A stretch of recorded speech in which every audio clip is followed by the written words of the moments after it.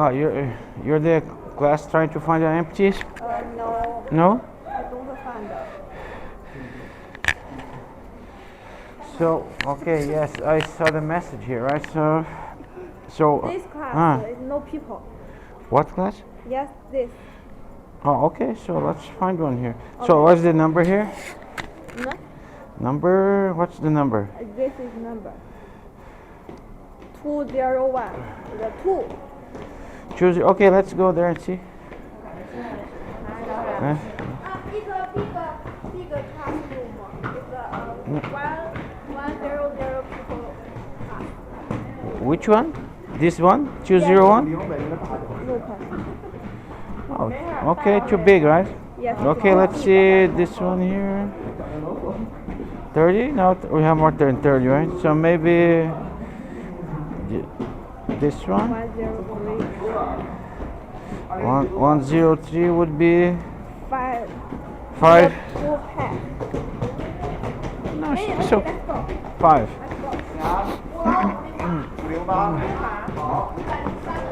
508. Okay.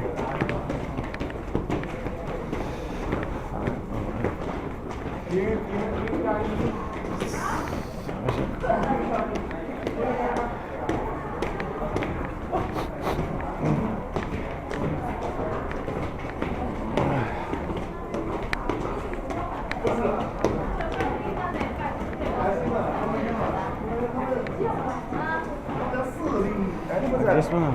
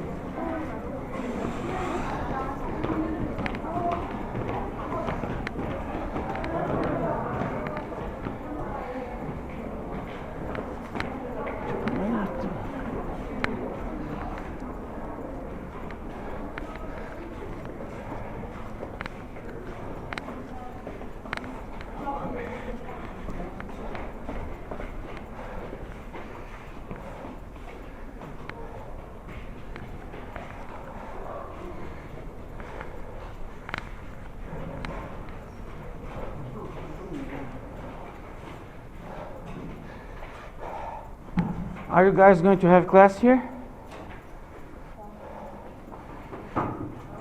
Are you going to have class here? Yes? Okay, let's find another one. Okay, 509. 509. Let's go to see the other one. 509.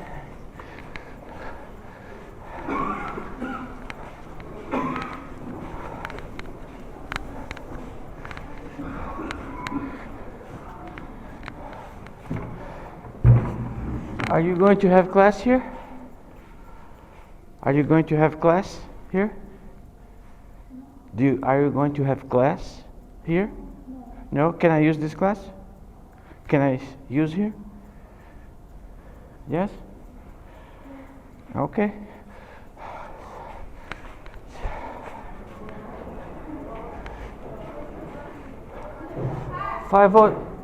They said they're going to use this class here, so 509 is okay. Okay.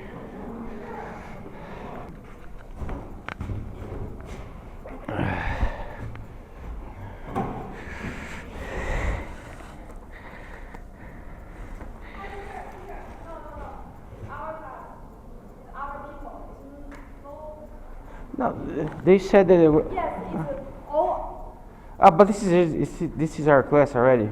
Oh, this is my student. Okay, okay. Thank you. Sorry, 没事了。 Okay, let's. Okay. Okay, it's my students. Okay.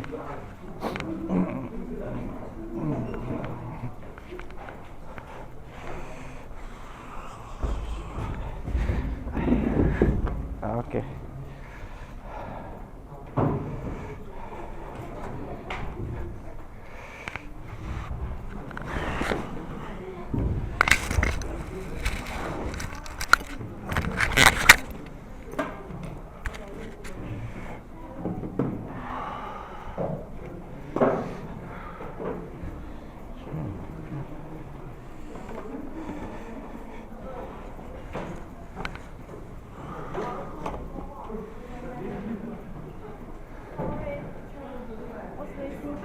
It's a small camera. I'm recording it.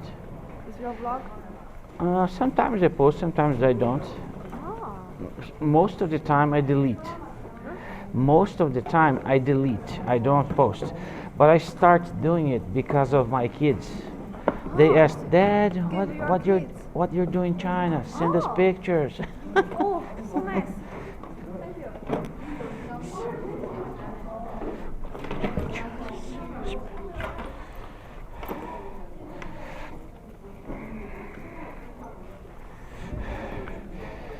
What are you doing?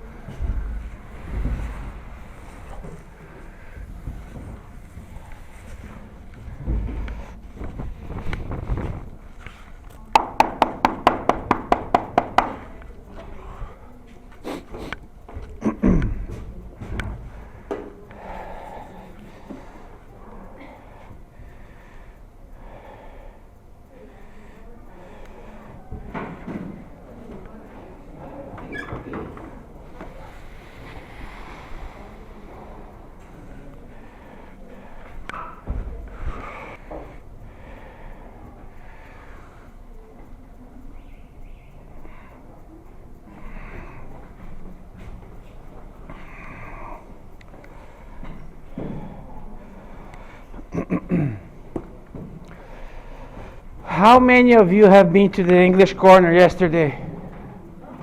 Yesterday, any of you have been to English Corner? Yes. You have been? You have been to English Corner yesterday? Yes. Yes? I ask other people today we will have a class. No, yesterday. Have you been to English Corner? English corner. Yesterday. No. Okay. Does anyone here have been there? Okay. Is anyone here have been to English Corner with me yesterday? 昨天 No? No. Yesterday we don't have English class. Oh, okay. Okay.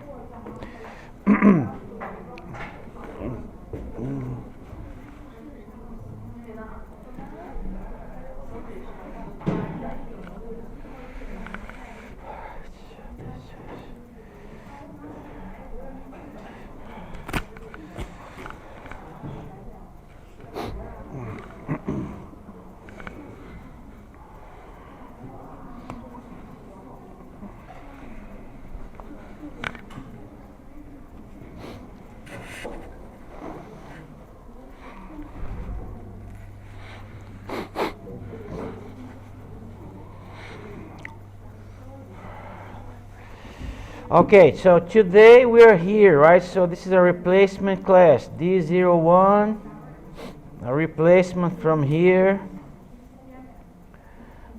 And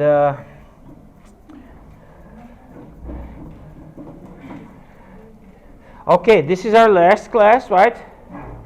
So after today, we're going to have a final exam on Tuesday, right? Tuesday, 10:25, the same time right now. We're going to be in building 8, 8419, okay?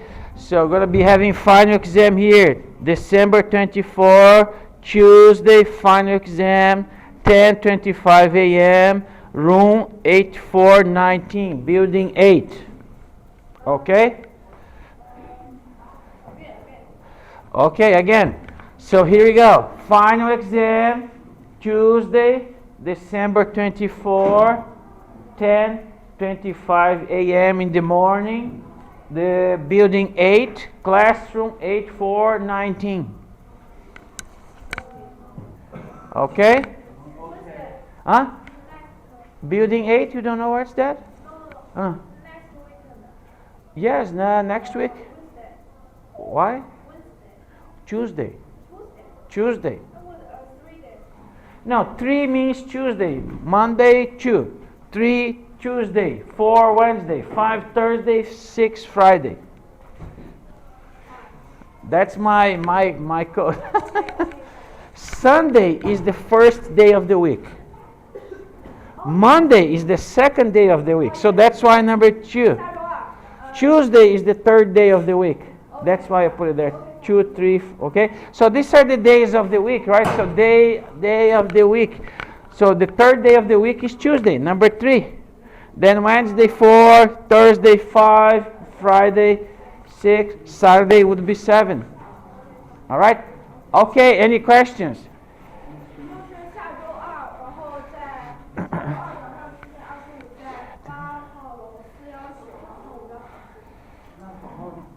Okay, I do have a question for you guys, okay?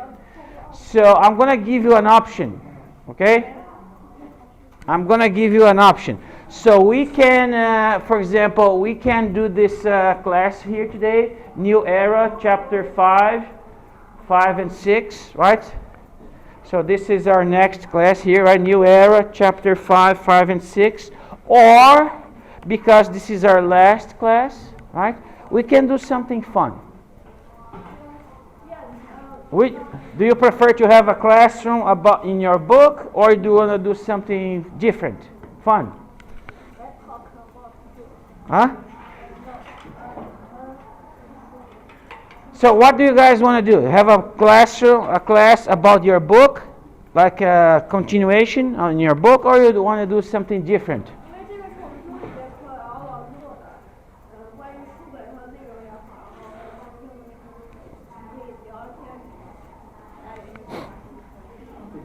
So what is it? Huh? What is it? Number 1, book, or number 2, something else?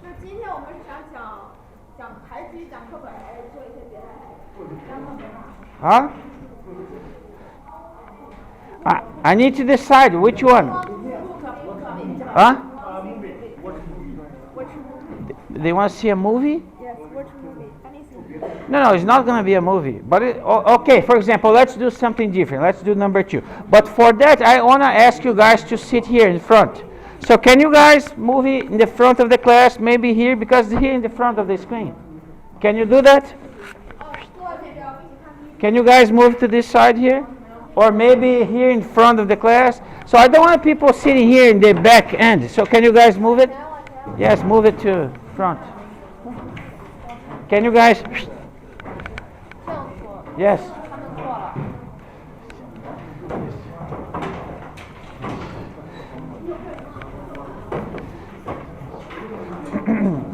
Okay.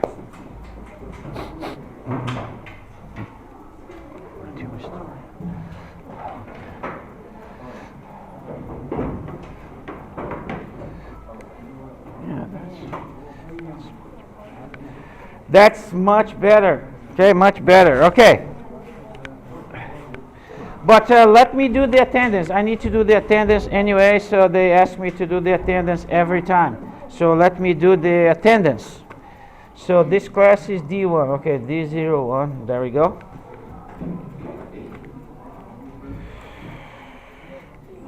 So today,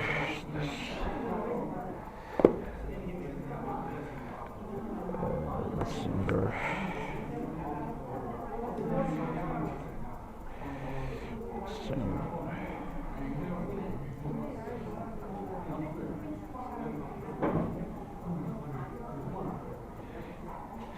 All right, so number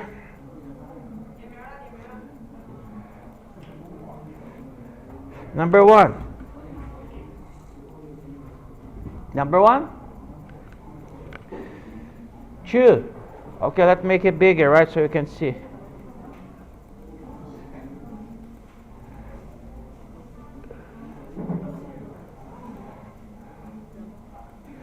Okay, number 2, 3, 4, 5, 6, 7.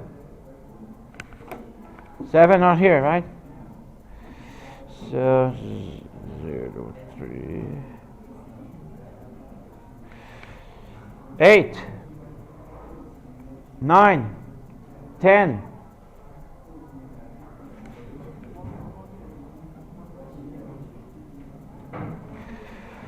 14, 15, 16,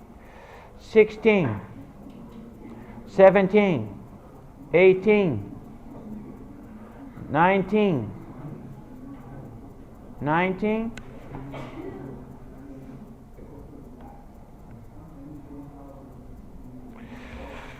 20, 21, 22, 23, 24, 25, 26, 27, 28,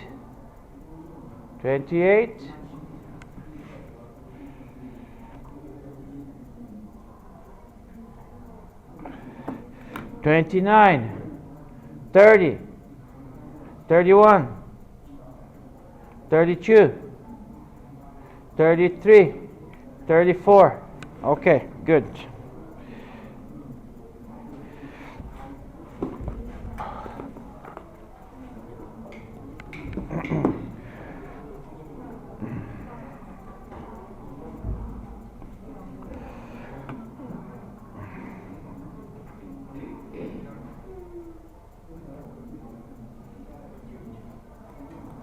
Okay, so we're not going to have a book class, so let's do some other activities. So I wanted to do a warm-up first.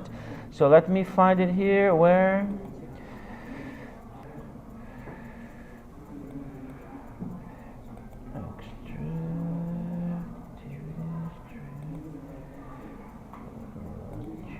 Okay.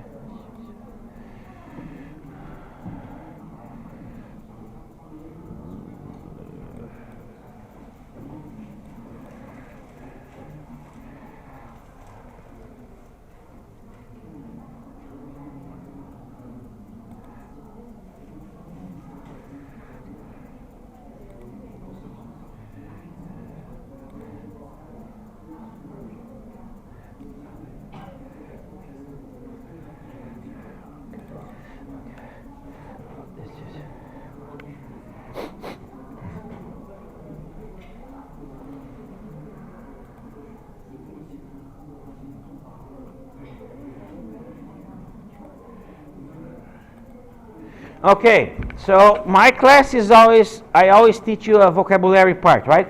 So this is a vocabulary about vegetables. How much do you know about vegetables? Right? Vegetables, right?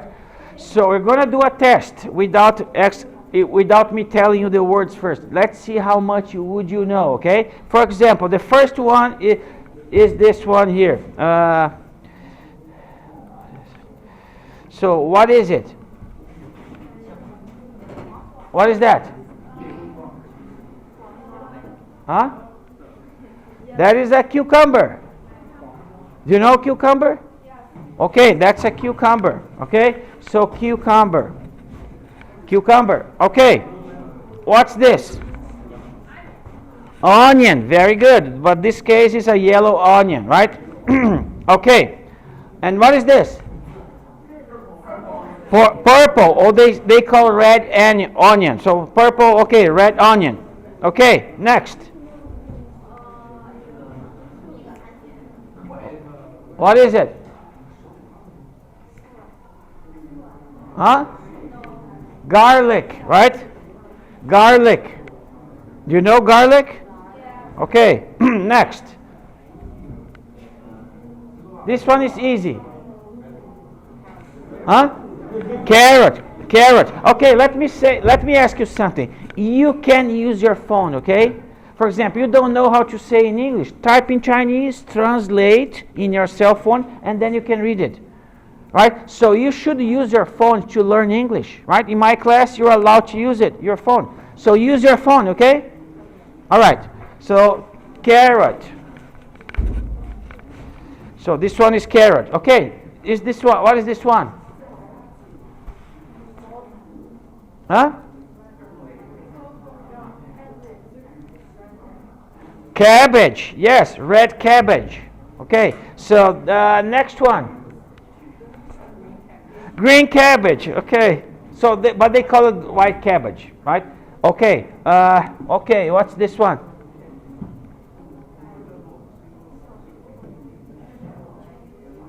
Anyone? Huh?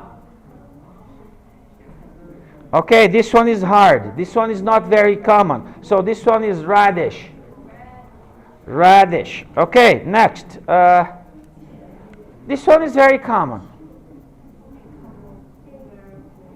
Eggplant. Very good. Eggplant. Okay, next.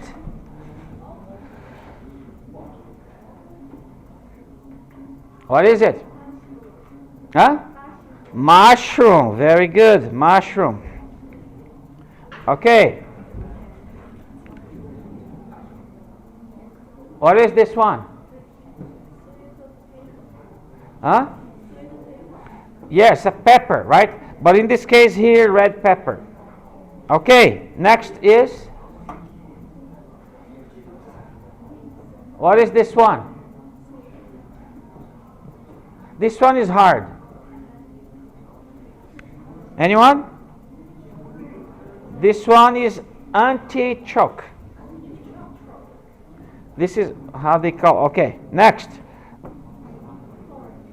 Corn. Corn. Okay, next.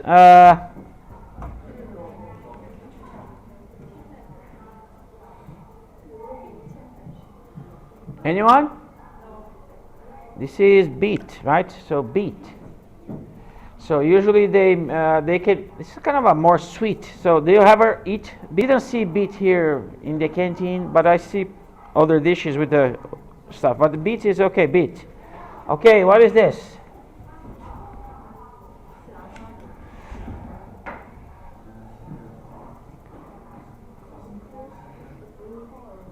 Huh? What is it? Ah, somebody said it. Broccoli. Yes, this is broccoli. Okay. What is this?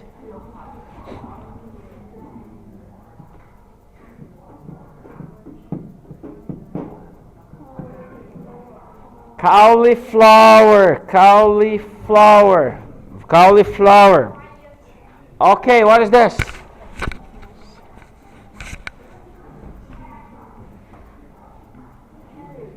Celery. Celery. Celery. What's this? You guys love this, right? So there's every food has this. What is it? Huh?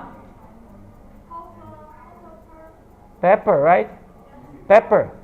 So pepper, but for example, in this case here, it's very common. People call chili, right? So chili usually is a food that is very spicy, right? With pepper, right? So, but they call chili, right? This is make the food very spicy, right? So chili. So it's very common in the United States, let's have some chili. When they say that in the United States, it means beans with very spicy, right? So they put a lot of pepper in the beans, so they call it chili, right? Chili is spicy. Okay, so this is a green pepper, right? Green chili. Okay, next, what is this?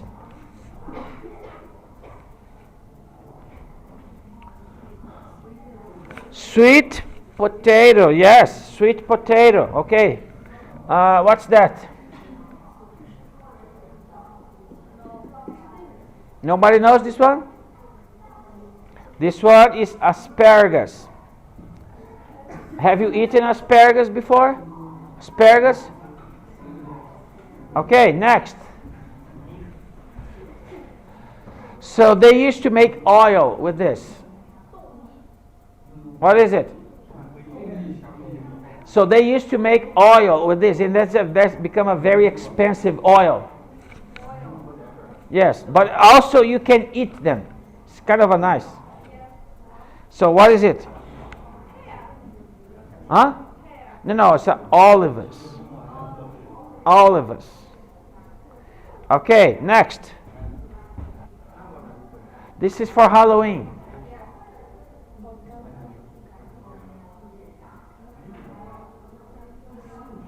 What is it?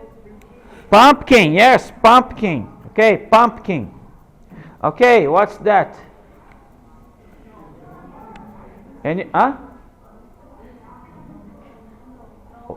Nobody knows? This is hard. Fennel. Okay, next.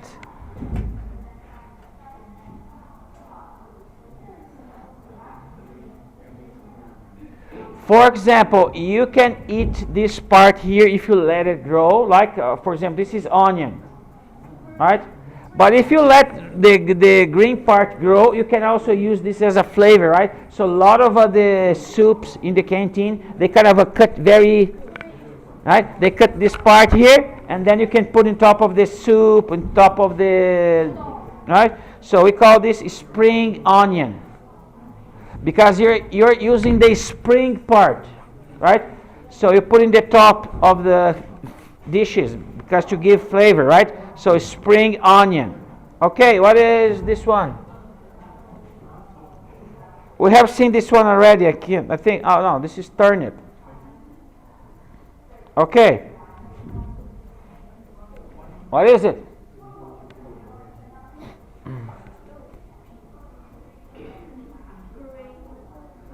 So yeah, maybe for example, if you're just talking about these, maybe people call it peas, but in this case here they call green beans, right? So it can be beans in here, or sometimes pea, right? So peas, right?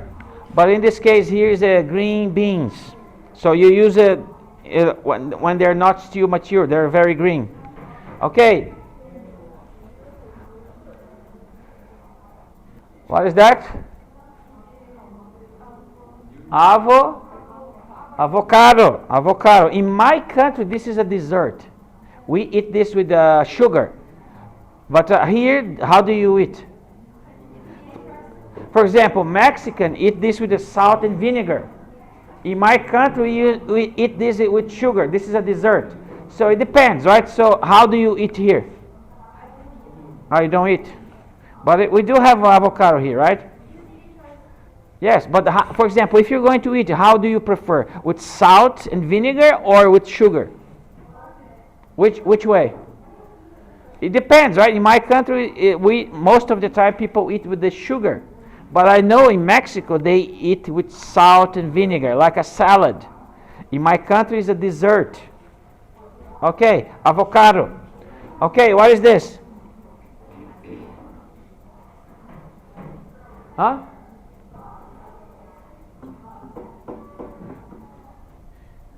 This is very common. Lettuce. Okay? Okay, next. Anyone? What is this? This is a zucchini. Have you seen this one before? Okay, zucchini. Okay, so this is the end of it. So this is the vocabulary part. All right. I want to show you something that is going to be very interesting, okay? So let me find it here.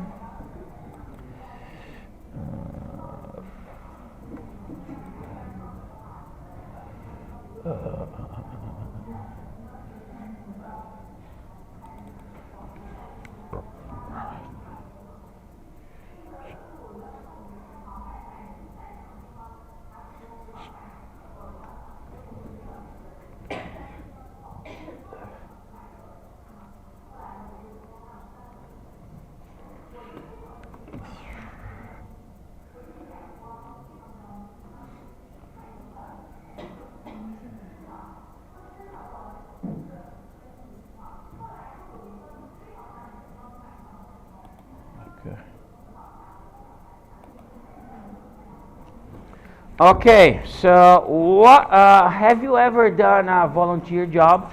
Any one of you? And by the way, what it is a volunteer job?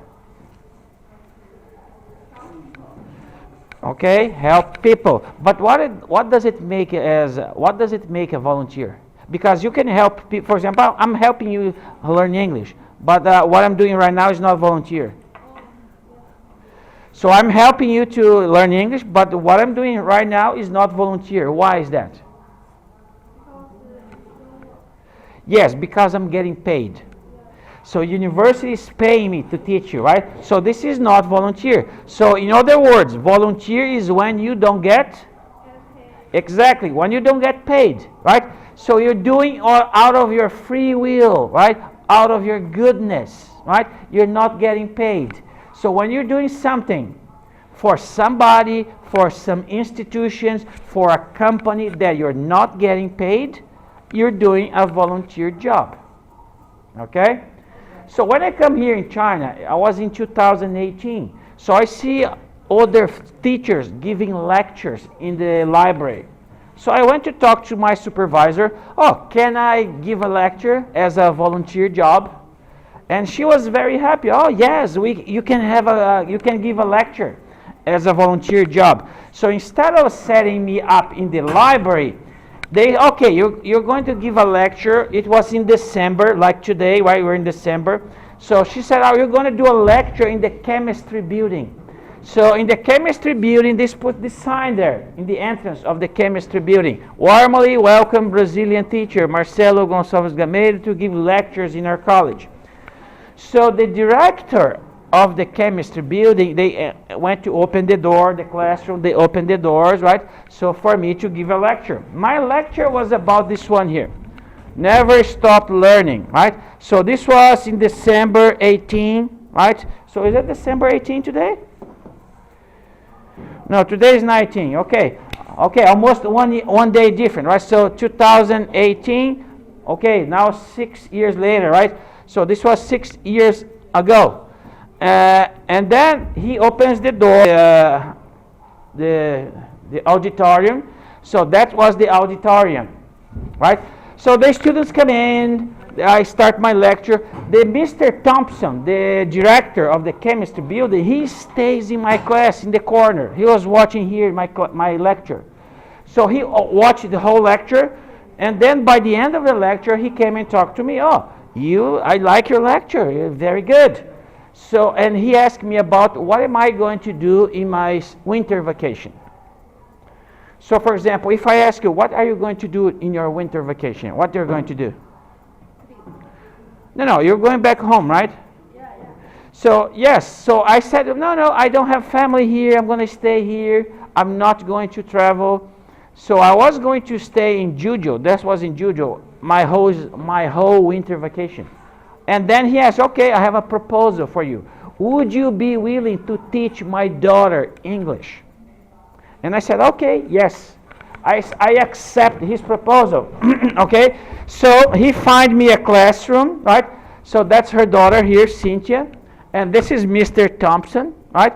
So this is the director of chemistry building, right? So he said, oh, can you teach my daughter? I said, yes. So he found me to teach her daughter and her cousins. She was 13, right? 13 years of age. So here we go. So that's me in the university. He found me a classroom. So I was teaching her daughter here and her cousins. So a few boys and girls, right, of age 13 and 14, right? So that was not my job. This was a volunteer work, okay? So I was teaching them for 10 days. So every day we come up in the morning, 10 a.m., we get together for 2 hours. I was teaching those kids. And then in the midday, 12 o'clock, the parents came and pick up their kids. So when the parents came to pick up their kids, right, so we have the lunch together. So we went to a restaurant. After class, we always had lunch together. That was nice for me because I would be probably eating alone at home. So I have the opportunity to eat with my students, right? So here is Cynthia, the other students right here in the restaurant. Always nice. After classes, we always went to eat together. Okay, now let me ask you this. What do you celebrate in February? It's a very important holiday in China. Remember, this was January, right? So for example, next month, February, what do you celebrate? What is an important holiday in China? Yes, but what's the name of the holiday? Exactly. So in February, you do have a spring festival, right? Usually, if you start classes before Spring Festival, the university give you a week of no classes. You can go home and celebrate with your family, right? In my case, I don't have family in China. My family is too far away. So usually I stay alone at home in Spring Festival, right? I have nowhere to go, right? Usually I stay home. So guess what happened?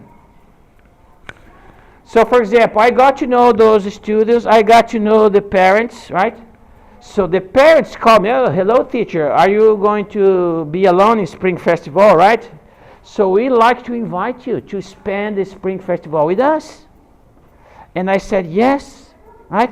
So what happened is Monday, right? So Monday a family came and picked me up before lunch. We had lunch together. After lunch we play games, we go to the movies, we walk in the park. We had lots of fun. And then we have dinner together again. And then they brought me back home. Here are some pictures of that. So let me show you here. So this is in 2019. Remember, December 2018, right? A Spring Festival in 2019. Going to the movie theaters together. Here's Cynthia making dumplings, right? Participating with them in these fireworks, walking the park, in the restaurant. This was Monday. Monday, Tuesday. Tuesday, another family. Oh, hello, teacher. Do you like to Spring Festival with us? So I did this on Monday, Tuesday, Wednesday, Thursday, and Friday. 5 different families, 5 days.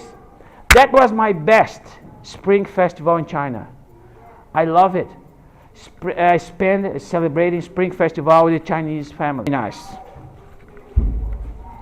So there we have more pictures here, right? So there you go, Cynthia again, in the restaurant, in their homes, walking, right, in the park. So these are the pictures of my time in the Spring Festival in 2019. That was the best.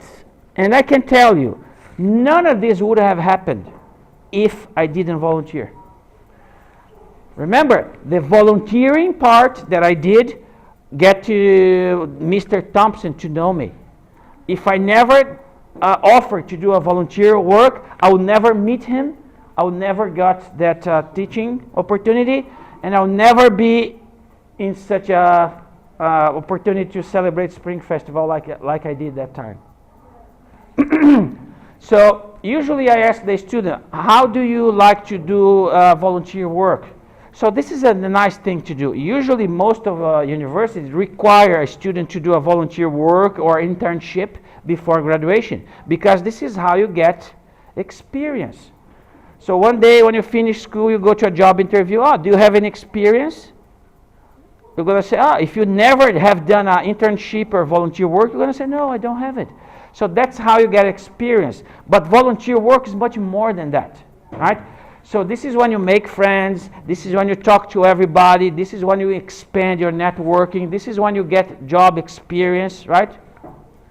So I see a lot of people doing volunteer work without getting the experience. They go there, they do their job, and they go home. They don't talk to other people. They don't offer help. They don't ask the boss to, give me a reference letter. So when you go to the volunteer work, take pictures, right? Because right now I have those pictures to show, right? To tell a story. I have those friends. I still have their contact. So I become very good friends with Mr. Thompson here. So Mr. Thompson is still my very good friend. So here's a picture of him, right? So I start writing some papers for the university with him. So he kind of finished a paper, and then he sent me the paper. Okay, can you verify the English for me?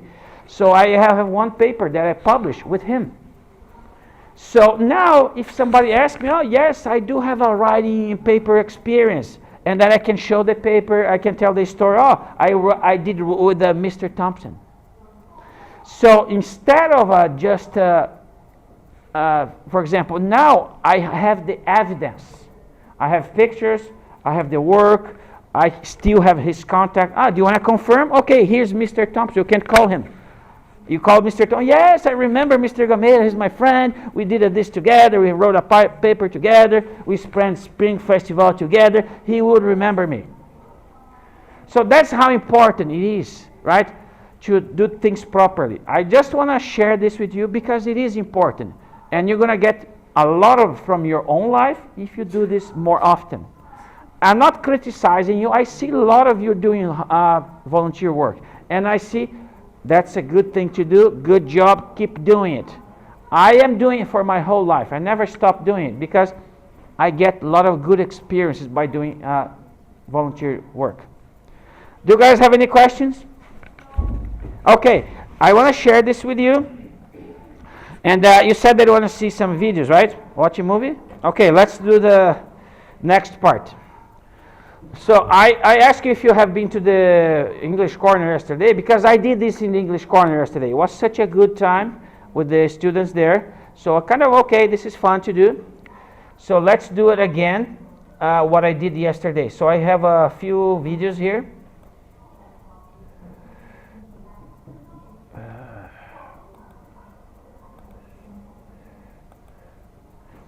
Okay, so we're gonna do like this. So let me, we're gonna be watching a video, very short. So you're there, right? Yesterday, right? You're there yesterday, right? In the English Corner. Have you been there? I think you're there, right? Okay, no, I'm asking if he was there yesterday. I'm asking if he was there yesterday in the English Corner. Were you there? I do not. Our class. Nobody. Okay. I thought he was there. Okay. So we're going to be watching a video, and then for example, now that's the part that I need to have your participation. Okay. So for example, we're going to be with you. Can you stand up and tell me what's happening in this video, right? So, but what the thing is, teacher, I don't speak English well. Okay. That's when you're going to use your phone, okay? So pay attention. So that's when you're going to use your phone. If you don't know how to speak English, okay, so you're going to use your phone. You're going to type in Chinese, translate to English, and then you can read it. So you're going to use your phone to participate in this activity. So we're going to watch the video, okay? I'm going to ask you to tell me something about the video. Oh, I like this video because of this. Oh, I didn't like this video. I agree with this video. I don't agree. Oh, I like to do that because I have a friend. Okay, tell me something about the video. Okay? If you don't know how to do in English, you can type in Chinese in your cell phone, translate, and read it to me. Okay? Okay, so let's watch. This is the first one.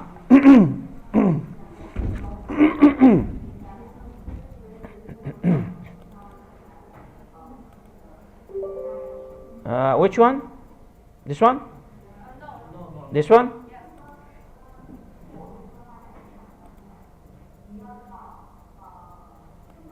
No sound?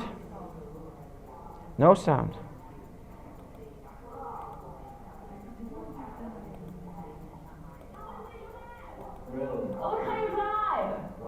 The nice Chinese.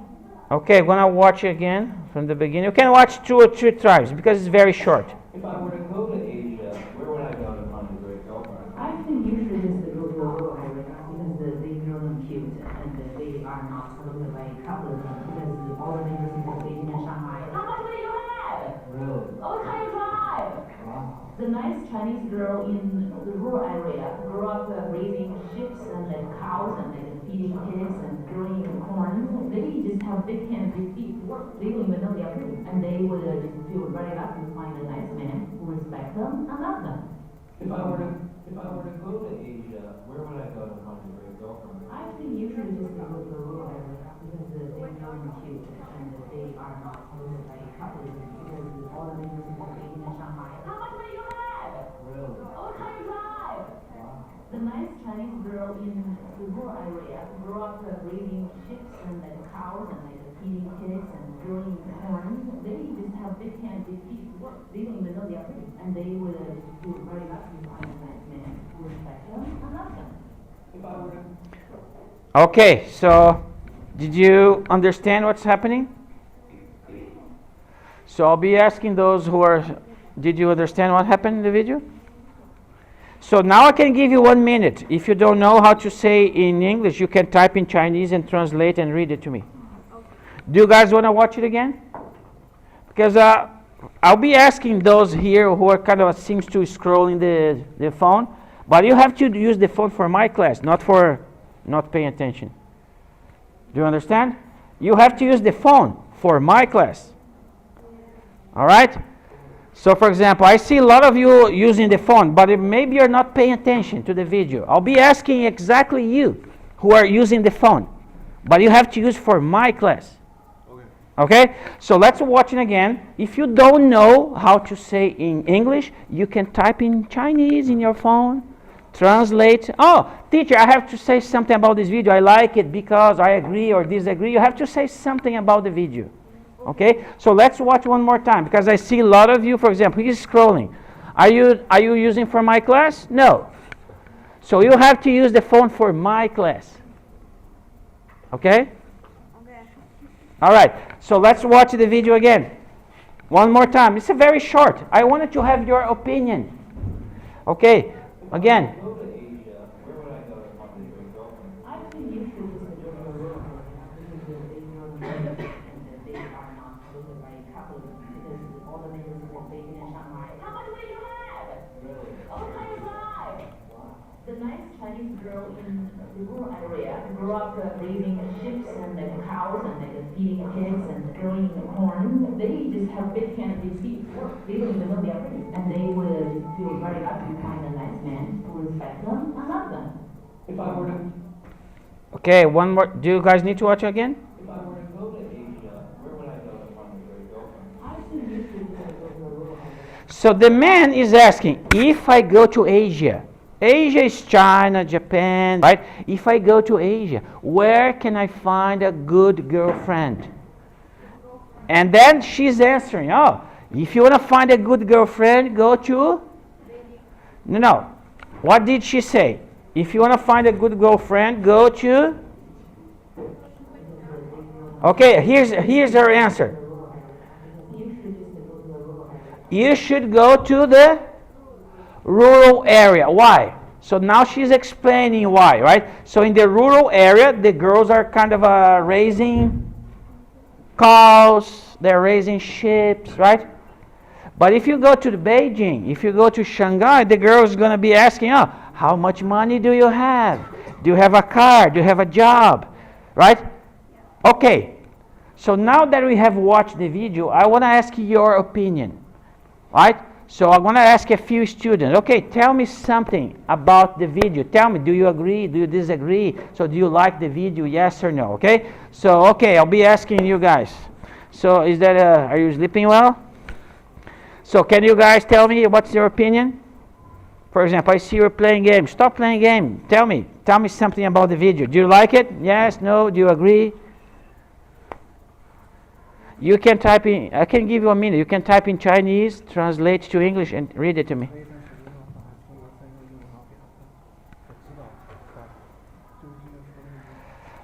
First of all, is that true? Is that true? I think is little not good. Okay, why? Why do you think it's not true? Because I think when I find a boyfriend, I think You're not. our girl can find a boyfriend first. Do you have some money is important? So you feel like money is not that important. You kind of find a boyfriend for love. Yes, I think. Okay. So, but Maybe if I will marry him. money is important. Uh, Yes, you cannot marry and live under the bridge, right? You need a house, you need to eat. I understand. Okay. Okay, do you guys what's your opinion about the video? Tell me something. Find a girlfriend. So, do you agree that's better to find a girlfriend in rural areas? Is it better to find a girlfriend in rural areas than in, for example, in big cities? Which one is better, big city or rural areas? Rural area. Okay, why? Do you agree with the guy? They're cute in rural areas. They're more cute. Maybe. That's what she's saying. They're cuter. They're cuter, and they're not after your money, right? Yeah. Okay, I heard your opinion. Okay, so I wanna see. Okay, can you give me your opinion here? Somebody? Do you agree? Do you agree with her? Is that better to find a girlfriend in a rural area? Yes, no? Do you agree? You have to tell me. Yes, I do agree. I don't agree. Tell me something. Huh?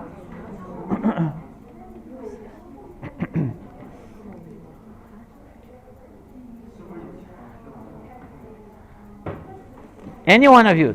What, do you agree? Or disagree? Huh? Do you agree?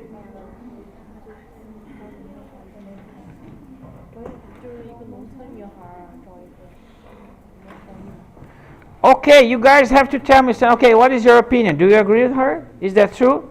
Is that true? For example, is that true? That it's better to find a girlfriend in rural areas. Is that true or not?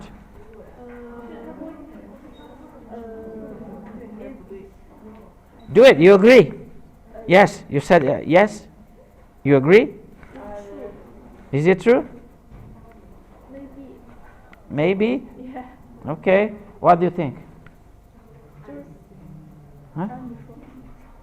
对还是不对？你觉得在农村的城市找那个人觉得自己 Do you agree? Is it better to find a girlfriend in rural areas?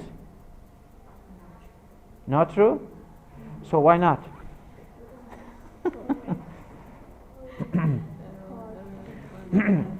Type something. Okay, type in Chinese, translate, and read it. For example, I'm going to you, right? But if you cannot teach her, I want to say something. Be a volunteer. Tell me something, right? Don't. For example, I'm not be asking every one of you, right? So I'm looking for students who wants to share their opinion. So she's typing something. Okay, we're gonna watch the next video. So I'm just waiting for her a little. So why?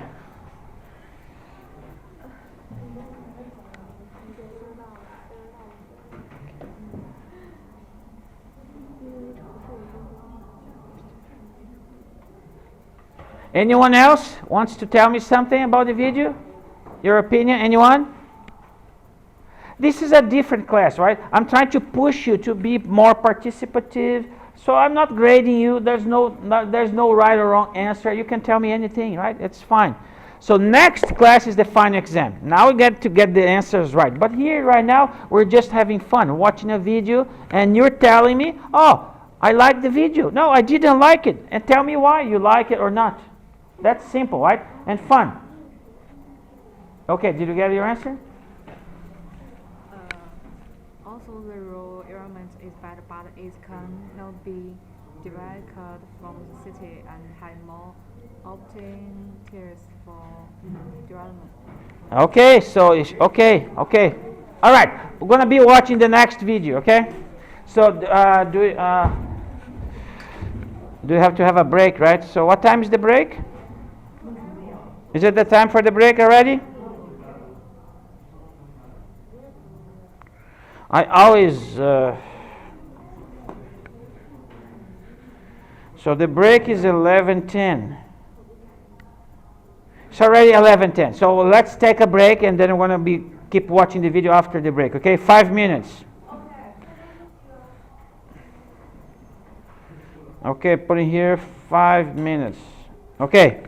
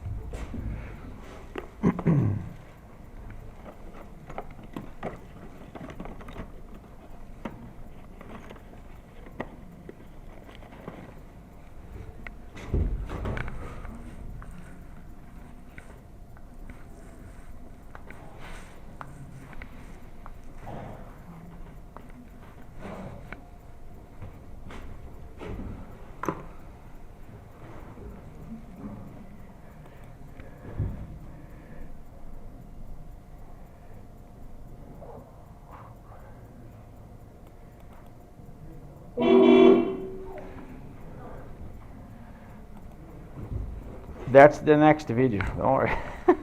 Don't worry.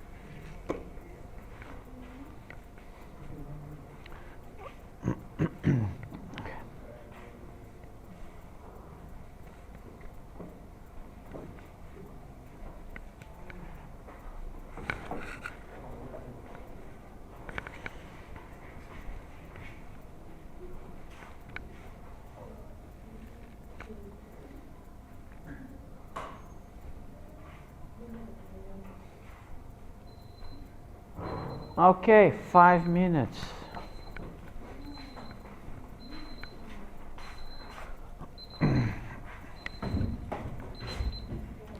Okay, let's watch this is the next video, okay? So very fun video too.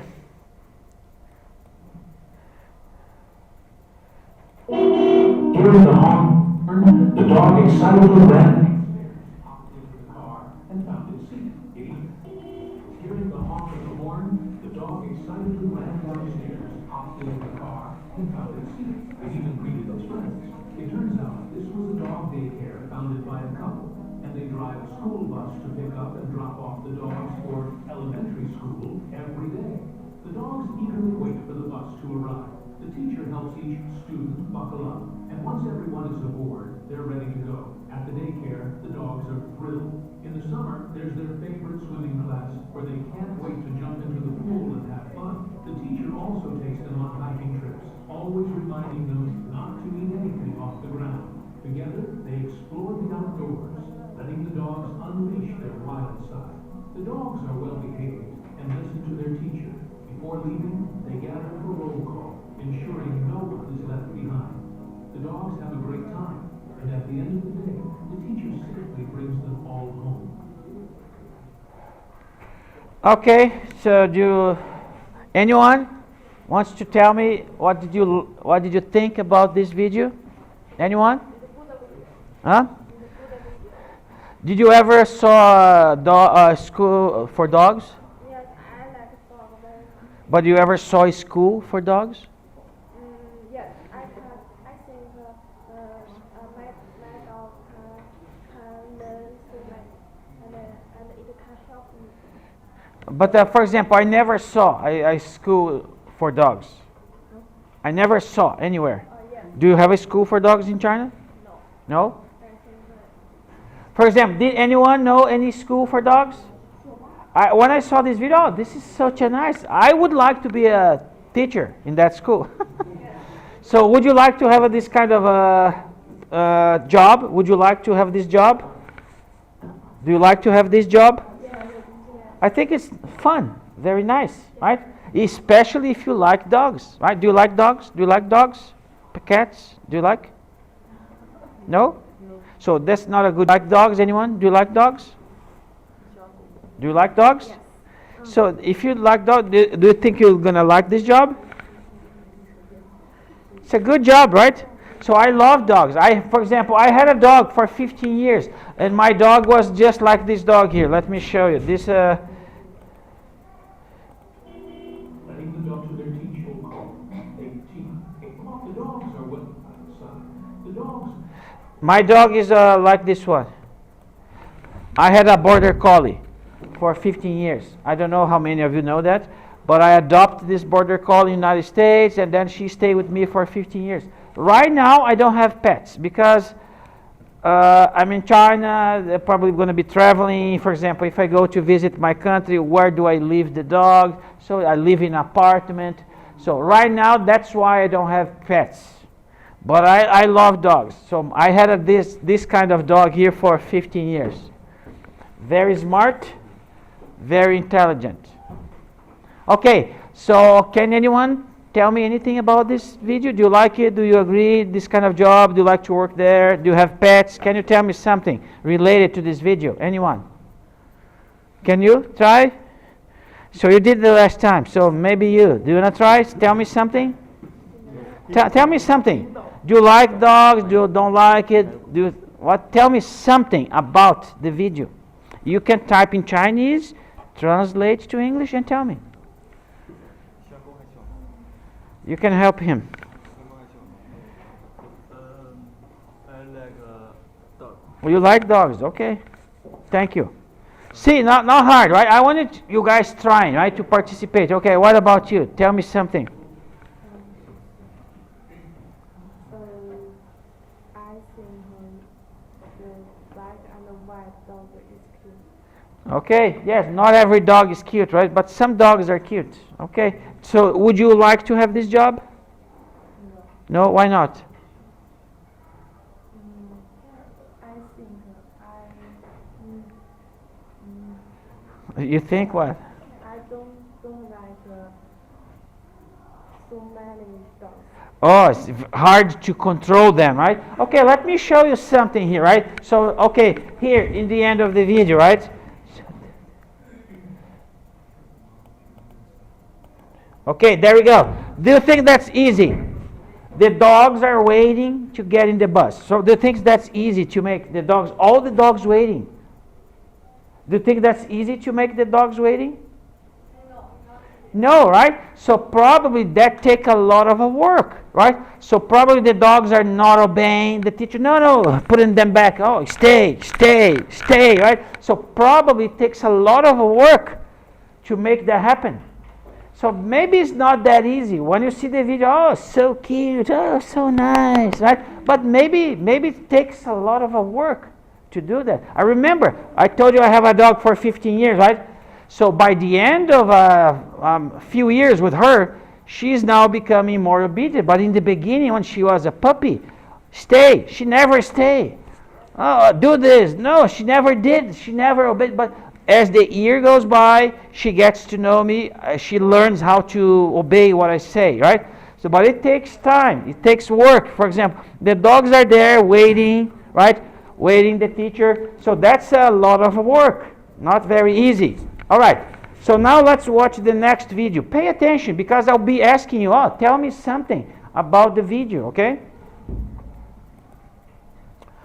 Okay, this one is very helpful for you guys. Very helpful. So let's watch it. You can study for a half hour. It doesn't take a half hour break to recharge your batteries. For most people, about 5 minutes. This is where you get away, do something fun for 5 minutes. Call a friend, talk to a child, talk to a parent, a roommate. Enjoy some music. Do something you enjoy and actually say, this is my treat for having studied for 30 minutes effectively. Go back, and here's what happens.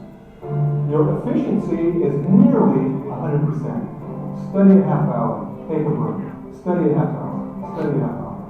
Now, had she done that over the course of 6 hours, she would have got about 5.5 hours of serious study and about a half hour of total break. So we're going to be watching this video again because I was regulating the sound. So this is teaching you how to study better. Okay? So let's watch it again and then you have to tell me, do you believe that technique?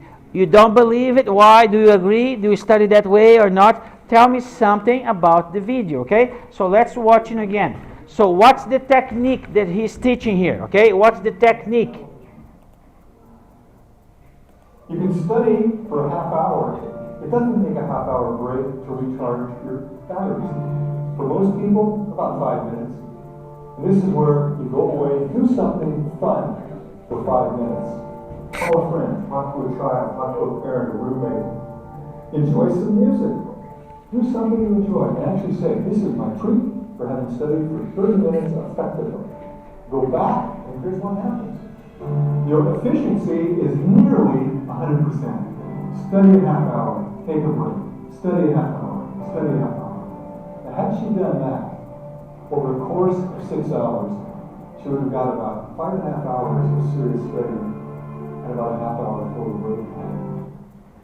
Okay, so tell me, what's the technique?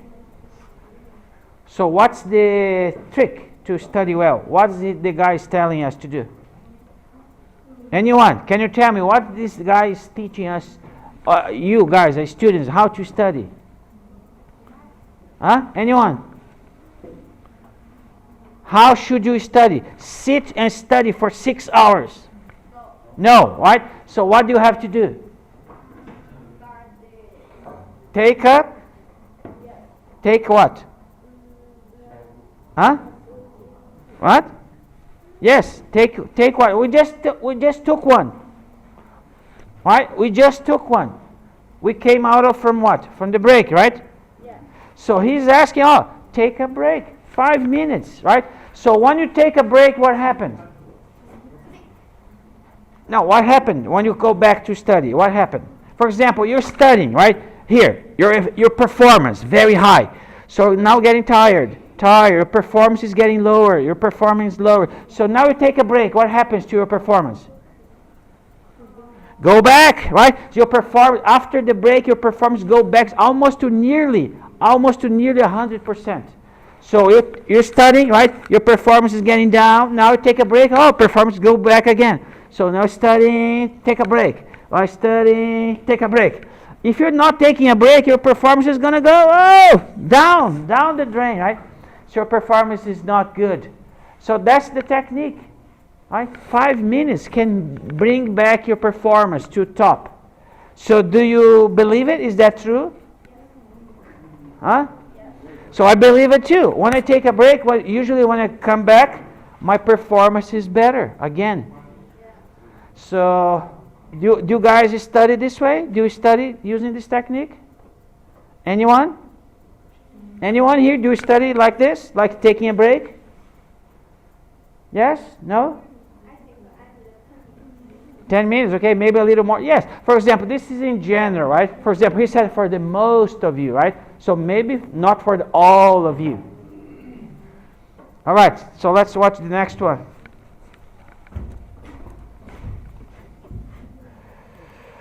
Next one is, we saw this one already, right? So this one.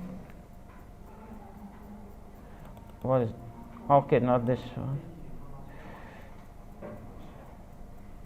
Okay, this one is about AI. Very good. There's three kinds of jobs that robots have a hard time replacing.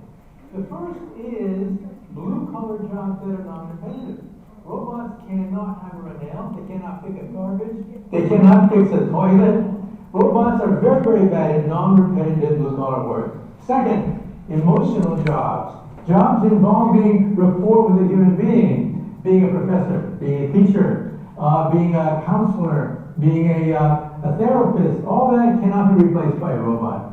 Third category is imagination.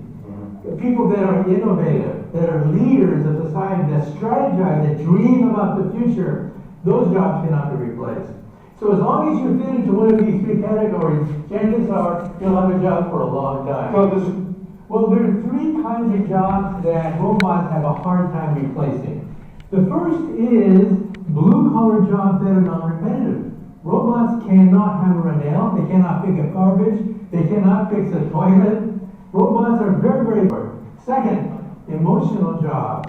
Jobs involving rapport with a human being. Being a professor, being a teacher, being a counselor, being a therapist. All that cannot be replaced by a robot. Third category is imagination. People that are innovative, that are leaders of society, that strategize, that dream about the future, those jobs cannot be replaced. So as long as you fit into one of these three categories, chances are you'll have a job for a long time. Okay, so what is he talking about? Huh? So something is happening to the world. So for example, 10 years ago, we never heard about AI. So now, many students like you using AI to do the homework, right? So a teacher give you the homework, you don't do it. You go there to the computer. AI, do the homework for me. AI do the homework. You print it here, teacher. My homework, A plus, right?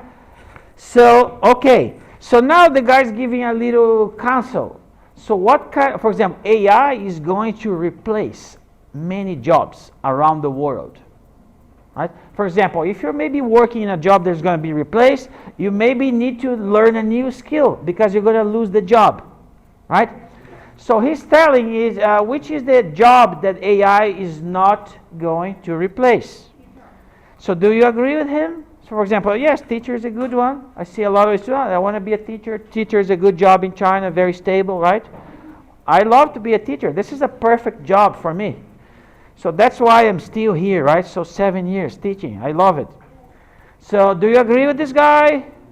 Yes. Have you using ChatGPT to do your homework? No. So, Actually, the teacher is a very, very good job. Because my mother is a teacher. your mother is also a teacher. But I prefer. You don't want to be a teacher. It's not for everybody, I agree. It's not for everybody. Okay, so what do you think here? What do you think about the video? What do you think?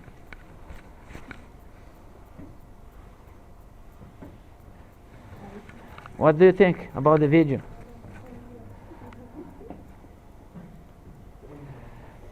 Come on, guys, I'm trying to be nice, right? So I'm trying to do something different, right? You're not paying attention, right? Okay, what do you think? Do you like the video? Do you agree? I'm not saying what those guys are saying is always true. Maybe you have a different opinion. Oh, I don't agree with him. Tell me, okay, I don't agree, tell me why. So, okay, for example, she agrees, I agree. It looks like that what he's saying is true, right? So tell me, I like his opinion. I feel like it is true. Tell me something, right? So this is your participation. She's the one participating more than anyone else. I don't know. For example, maybe her English is good. She feels more confident. That's why I ask you, okay, no problem. If your English is not good, type in Chinese, translate to English, and read it to me. I'm trying to make it easy for you guys. Right? If you don't take the opportunity, right? If you stay always quiet, not speaking, you're never going to be confident. You're never going to speak English well if you never try it.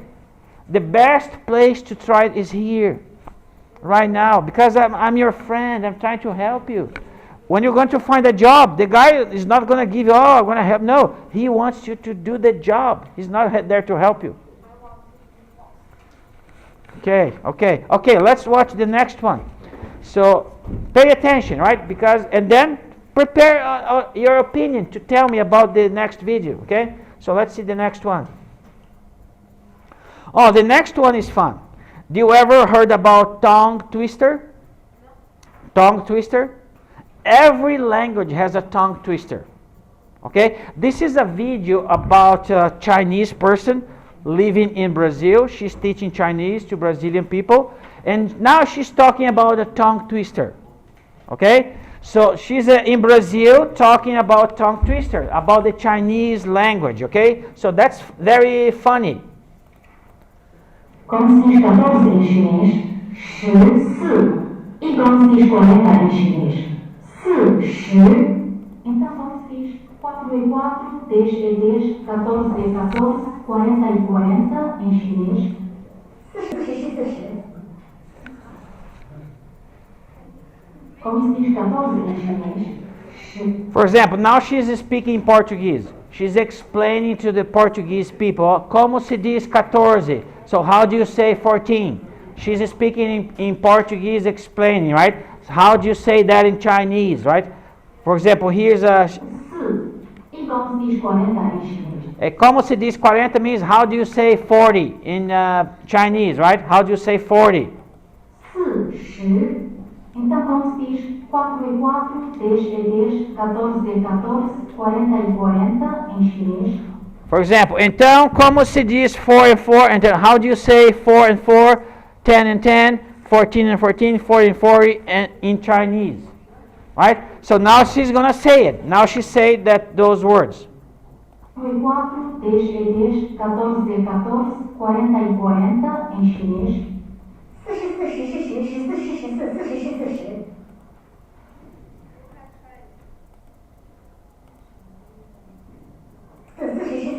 Okay, now I want a few volunteers. Can you say it? Can you say it? Yes. Huh?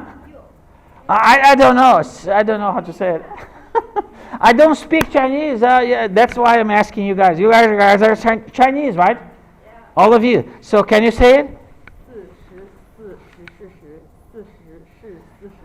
40. Okay, she did well.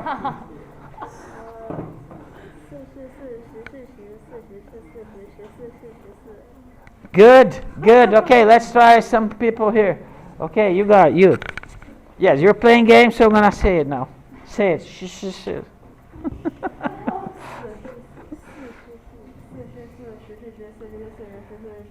Oh, very good. She's very skilled. Okay, you. Can you try? Can you try to say?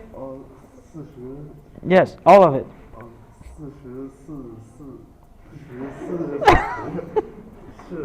44.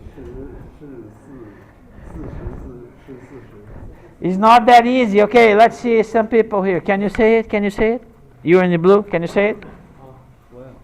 一手揣着人的事儿，一手揣着人游泳的意思。44是还是44？ Okay, so for example, for some people that will be a little bit harder, but don't feel bad. Every language has a tongue twister. It's meant to make you confused. It's meant to give you a hard time to say it. For example, in Portuguese we have o rato roeu a roupa do rei de Roma. So for example, that's in my language. This is a tongue twister in my language. O rato roeu a roupa do rei de Roma. You see, a lot of R, right? So some people, they have a hard time saying it because it's very kind of confusing, sometimes hard to say it. Every language has those kind of sayings, like they call tongue twister. All right, so that was fun. So let's go for the next one. Okay, this is also an interesting one. Have you heard the story of the pottery class? This feels like total modernism. So there's a teacher who got 2 classes that he teaches. And one class, he says, the only assignment for this whole semester is that you come back with a perfect clay pot. That's it. That's the assignment. The other class, he says, your objective is to make the most total quantity of clay pots, and it will be measured by how many pots you make. And at the end of the quarter, the pots that came from the team that had to just make sheer volume, not only did they make more pots, but the quality of all of the pots was better compared to the teams that only had to make one. And it just underlines the biggest lesson that I've learned in my life, which is that volume against luck. Is that you can try to be lucky and pick the one perfect thing and try and make it, but if you don't want to try and be lucky, you can just do so much fucking work that you will brute force your way to figuring it out. Have you heard the story of the pottery class? Okay, we're gonna watch it again just a few minutes. So did you understand what the guy's talking about? So let's explain what's going on. So did you ever heard about the story of the clay pot? They have 2 teams, right? So for one team, you have to make just one pot. Make it very good, make it perfect. You have to make as many pots as is possible. Don't care about the quality, don't try to make it good, make as more as possible. Make it, 100, 200, make as more as possible. So one team make one, perfect. The other team make as much as more as possible. Okay? That's the 2 different tasks. Okay? So now this explaining what's the result. So what's the result for the team who makes one pot? What's the result for the team who makes, many pots? Okay? So that's the result. So he's now be talking about, okay, let's watch it again. Yeah, this feels like total modernism. So there's a teacher who got 2 classes that he teaches. And one class, he says, the only assignment for this whole semester is that you come back with a perfect clay pot. Okay, the first team, come back with a perfect pot. One perfect pot. Okay, the other team? That's it. That's the assignment. The other class, he says, your objective is to make the most total quantity of clay pots. So the other team, make the most, make more pot, make some more pot as possible. Right? Not one, make a lot of pots. Measured by how many pots you make. And at the end of the quarter, so the more pots you make it, the better. The more pots you make it, the better your grades, right? So that's what he's saying. The other one, the better. If the pot's perfect, you gotta get a better grades. For this other one, the more pots, the better the grade. So now he's be talking about the results. So let's see the results. That had to just make sheer volume. Not only did they make more pots, but the quality of all of the pots was better compared. Okay, see the result? So what's the result? The second, okay, that's the result. Okay, the second team here, what's the result? So this is the second team. Did they make more pots, but the quality of all of the pots was better compared to the teams that had to just make sheer volume. Not only did they make more pots, but the quality of all of the pots was better compared to. Okay, what's the result? The second team who make more pots.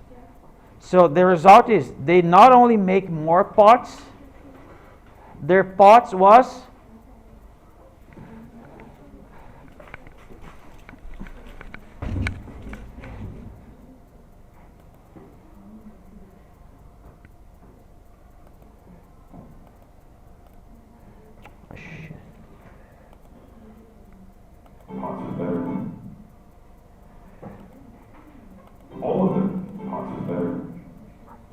There you go.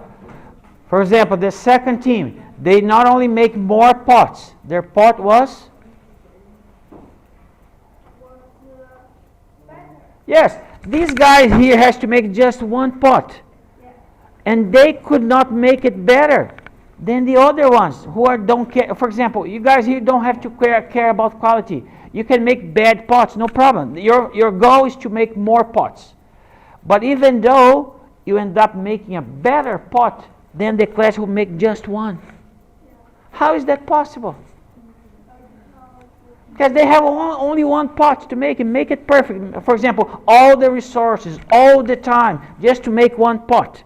So make it very good. But here, no. They have to make a lots of pots. Don't care about the quality. But even though the quality was better. So how is that? Do you see the huh? This in this side here where they have more pots, they make more exercise. Yes. So yes, for example, how do you, for example, that is interesting, right? So for example, how do you learn English better? For example, a lot of students tell me, I'm going to stay quiet. I'm not going to say anything because my English is not good. So I'm only going to try when my English get better. Here in the other student, I don't care, my English is not good, I'm going to try anyway, I will participate. If I get it wrong, no problem, I'll try next time. So you try, keep trying, try more, speak more, right?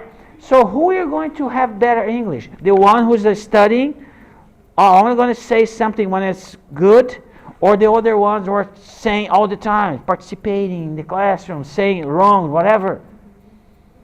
Who is going to be better in the end? That's the same lesson that he's teaching there, right? So students who practice more, they don't care if it's going to be wrong or okay. I don't understand you. The teachers come here and help you. Keep trying, speak more, practice more. Your English will be better. Will be better from those who are studying hard. Just studying hard, not practicing. Do you understand? This is a very important lesson. Because I see a lot of students, they don't speak, they don't practice. They feel, my English is not good. I'm only going to do when my English is good. Guess what? Your English is never going to be good because you're not practicing. That's an important lesson. It can be applied many places, right? Even in pots. All right. So let's see the next video. Okay. 15 more minutes. This is this is a joke.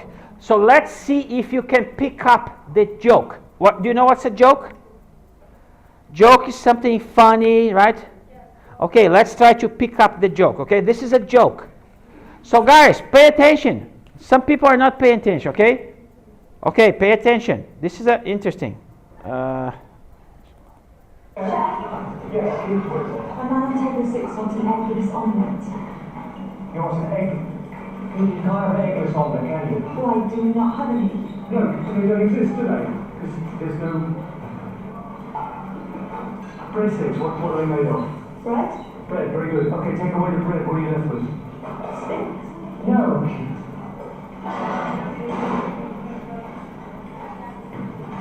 There you go, that's an eggless omelette. No, don't take the plate, Kiki, what are you doing, please? Just ask the nice man if he'd like his omelette made with whole eggs or just egg whites. You can leave the plate.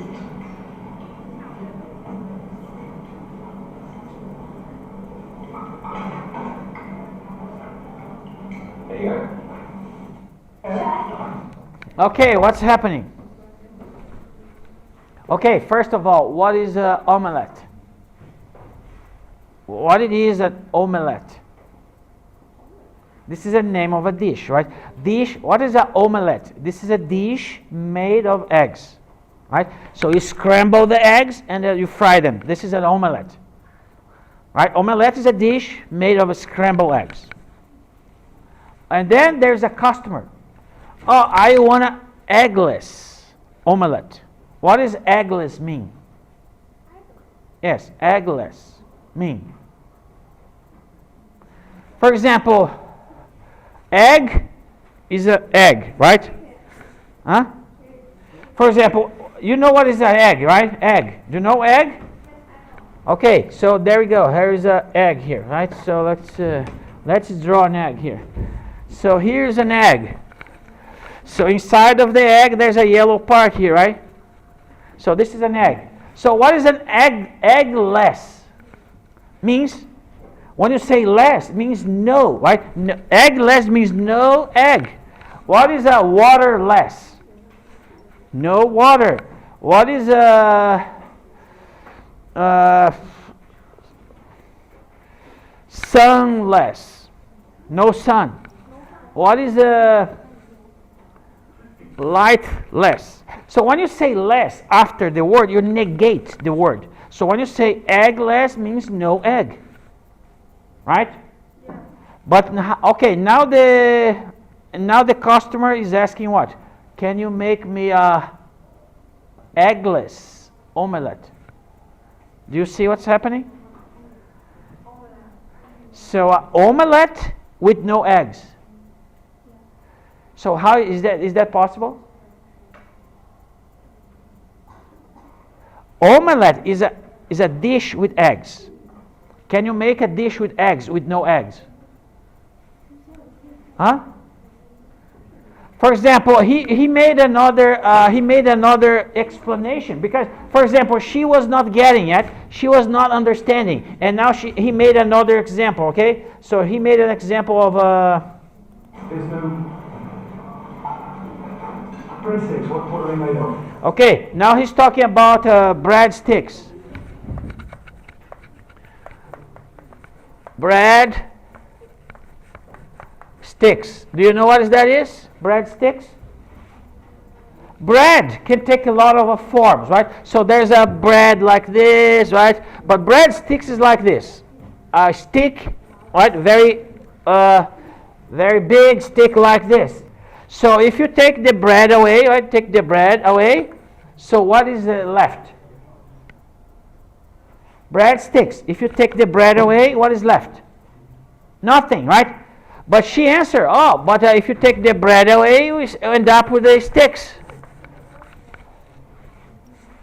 So she still did not understand. Okay, so now she's confused, right? So the other chef, oh, okay, and then he puts some flavor on the plate. Oh, this is your eggless omelette. So there's nothing in the plate, just the flavor. And then she's gonna take the plate to the customer. And the other guy, no, don't do this. They're just making fun of her. They're kind of teasing her. Oh, you're not understanding, right? There's no eggless omelette. And she's having a hard time understanding it. Right? That is why it's so funny. Did you get it? So let's watch it again, right?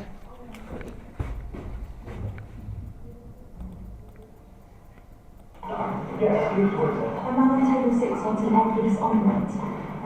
He wants an egg. You can't have an eggless omelette, can you? Why, do we not have any? No, they don't exist, do they? Because there's no... For example, he's saying there's no such a thing.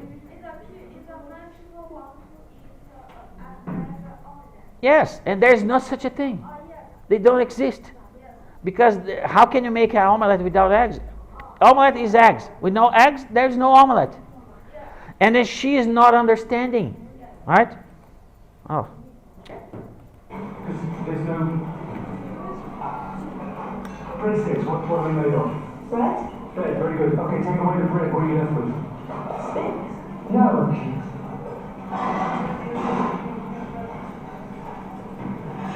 There you go. That's an eggless omelette.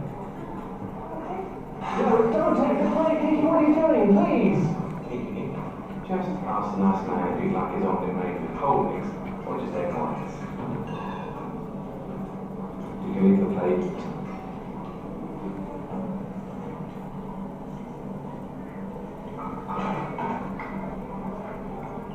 There you go. Okay, did any of you did not understand this joke? Did you understand the joke? Do you think it's funny? Do you guys understand the joke? Yes? Huh? Omelette. O-M-E-L-E-T-T-E. L E E T E. sorry. Did you get it? No. No, sorry. No, it was omelette. T E T. T-E. Let me spell it for you. Okay. That is English. Oh, but I can't see the letters. Okay, the E-G-G. Ah, you gotta just type omelette. Okay, O M E L. What's L? L is the Yeah, omelette. E-T-E. Omelette. You can just type omelette. Omelette is a dish of eggs, okay? Yeah. There's no dish of eggs without eggs. And she's not understanding it. That's why it's so funny. And he gives another example. He gives an example of a breadsticks. So you don't have a breadsticks without bread. And she thinks, oh, we still have the sticks. But the sticks is the format, right? We don't have breadsticks without bread. We don't have a omelette without eggs. And she's not getting it. So they're making fun of her. Oh, they put a spicy, like in the flavor, give her the empty plate. Take the customer. And she's still not understanding. She's going to take the plate with empty to the customer. So funny, right? So that's why. All right. Oh, see, what's the next one?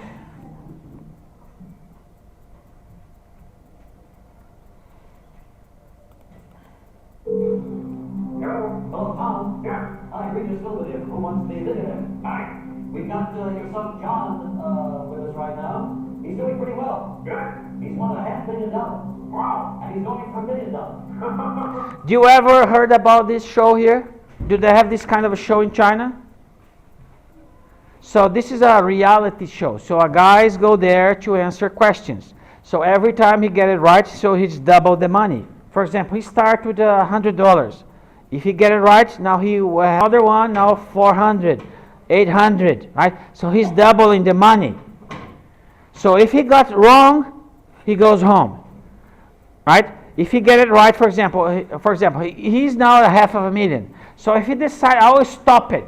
So he get $500,000, go home with $500,000. But if he decide, okay, I'm gonna go for $1 million. So if he get it wrong, he goes back home with nothing. Do you understand?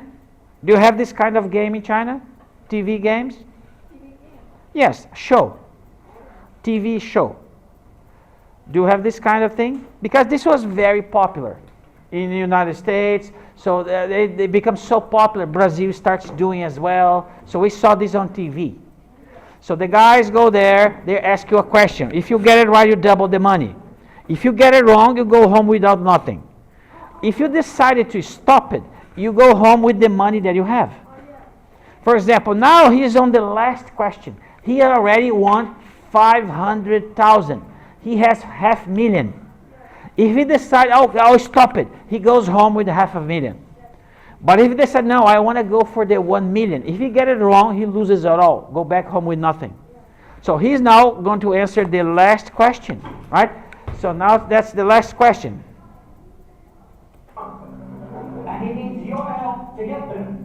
Okay. He's going to come on the line, read a question, 4 possible answers. One of them is the right answer. And the next voice will be John's. John, you've got 30 seconds. Starts right now. Okay, one more thing. So in this kind of show, they have what they call lifelines. So for example, they can use some resources to find the answer. One of the resources, you have the right to call somebody. If you don't know the answer, you can call your dad, you can call your brother, you can call someone. So he didn't use the lifeline yet. Now he's using, because he's calling his dad. Because it seems that he doesn't know the answer. So he's calling his dad to ask him, right? So. Hi, Dad. Hi. And I really need your help. I just wanted to let you know that I'm going to win $1 million.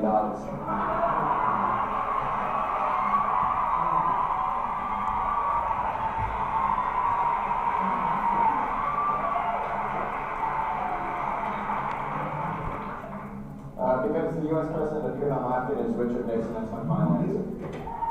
Well, my gosh. What can I say except Debbie Gilmore in Paris, and this is the final answer heard all around the world. He's won $1 million. Okay, so what do you think? Do you have any shows like this in China? Yes? No? Yes? Did you watch it? Some of those? So this is a trivia game. For example, questions about random knowledge, right? So for example, the question there is about the US president. So this is a trivia game, right? So are you guys good in trivia? Do you have good knowledge of the world? Trivia? For example, let me ask you, is this guy confident? Is he confident?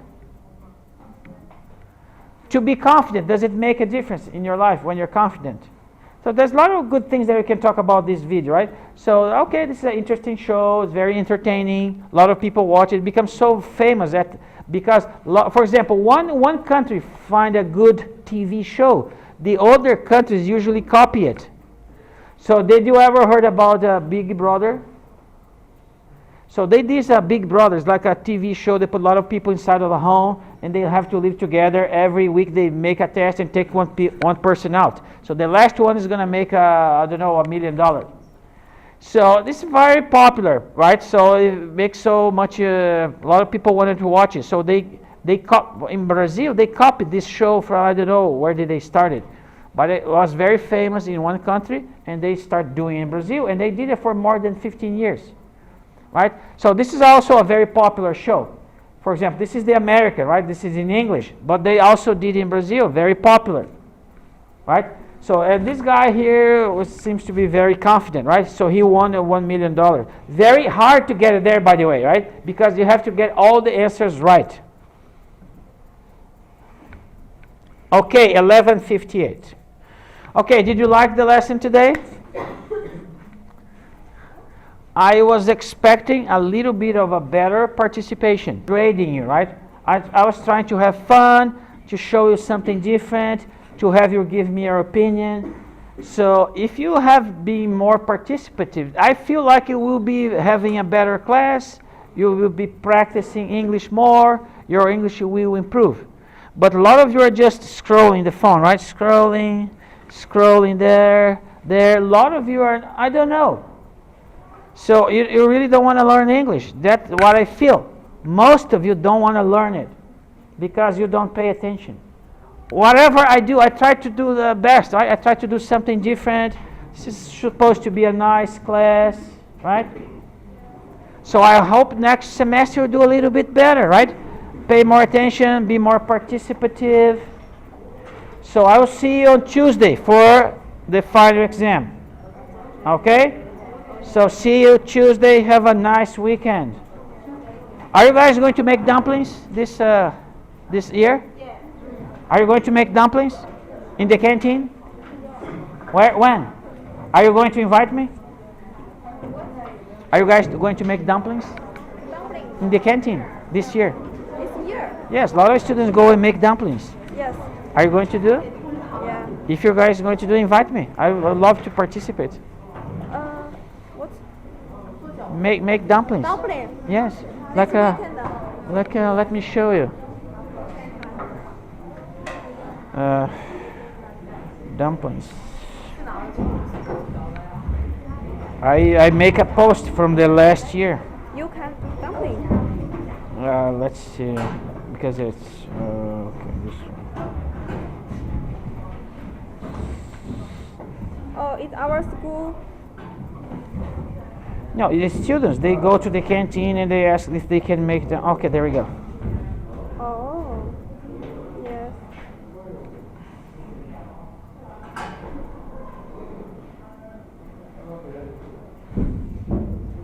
Oh, yeah. This is a student. They go and hire the canteen and all the class goes together. They start making dumplings, right? So, for example, that day that I was participating with the one class, I saw them doing. Oh, can I participate? And they said, oh yes, okay. Yes. So I sit there and start making dumplings with them. Yeah. So- This weekend. So I did a few. So I got invited to do dumplings with another class tomorrow. Tomorrow. But today I don't have anyone. Okay. For example, this is another class. Oh, I took the students in front of me, right? They're making dumplings there, right? It's good. Yeah, for example, this is another one. So I'm making dumplings here with the students, right? Yes. So this is a nice activity. I love it. I love it. Do you like dumpling? Yes, I like dumplings. Yes. I like dumpling a little. I like eating meat dumpling. Okay. I don't like eat egg. Vegetables, egg Yes, bun. Yeah, vegetables. there's kind of many kinds of dumplings. But I enjoyed this activity, so I was hoping to see this year again. So this morning, a student here, so she invited me. So let me show you. So where is she? Share.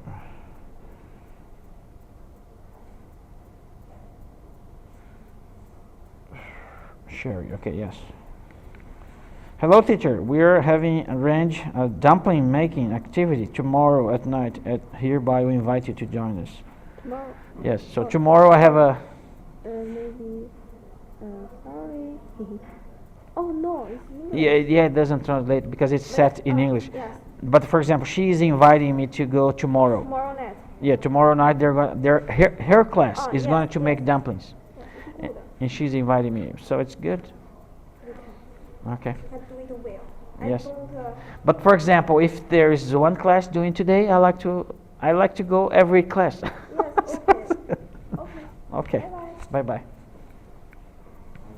Yes. Go to the world classroom, so we are late. Sorry? We go to the wrong classroom, Oh. so we are late. So you didn't see the message? I put it, for example, I put it here. Yes, yes. I put here a message, right? So a picture. For example, the student said, right? Forward, picture. So you didn't see the message? You did not see the message. So what's your number? 73003. So you guys didn't see the message. You did not see the message. I see it. Okay. Now. Okay. What's his number? 10? Okay. So 307 and 310. Okay. Okay. Goodbye. Goodbye.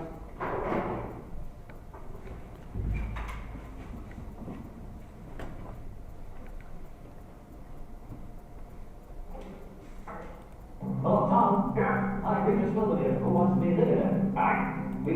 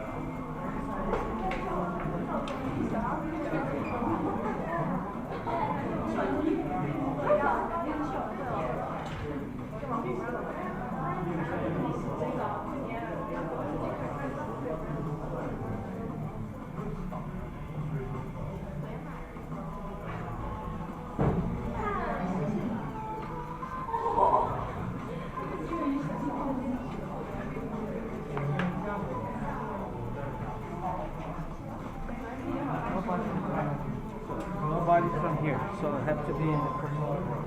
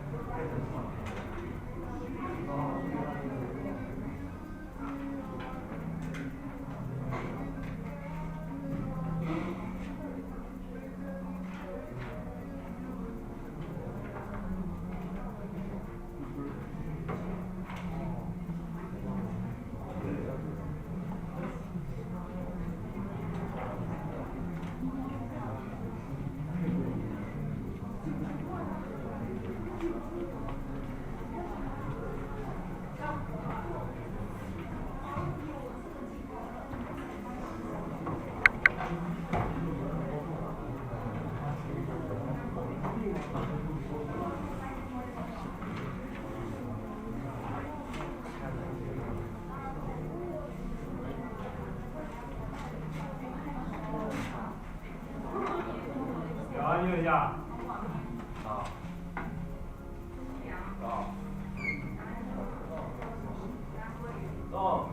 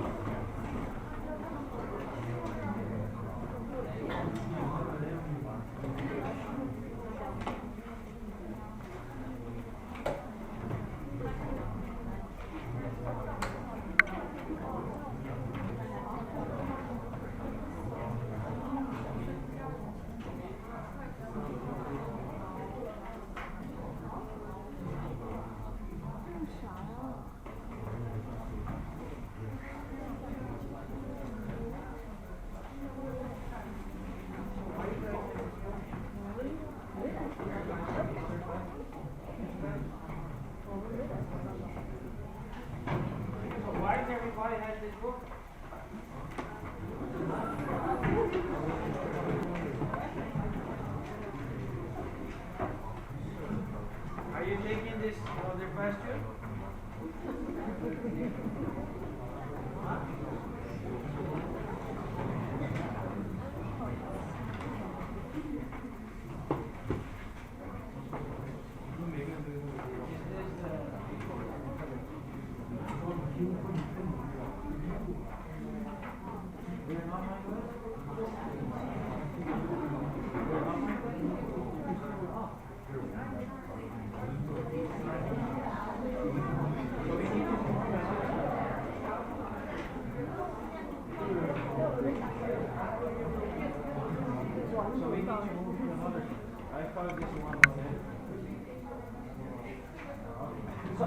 Sorry, I thought this class would be empty, so you're not my student.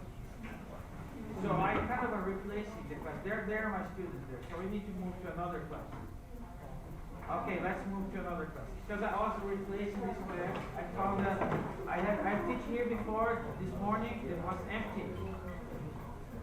So I'm not a teacher, right? Okay, sorry, I'm not going to be teaching a class. I'm going to move with my students to another class. 那个老师，我们要补一节课，然后这个就是我们那个，我们要补一节课，然后那个老师我们说的是这个教室，但是就是我们班还没有来完，然后所以说我们得我们换一下，不是你们换，我们换一下。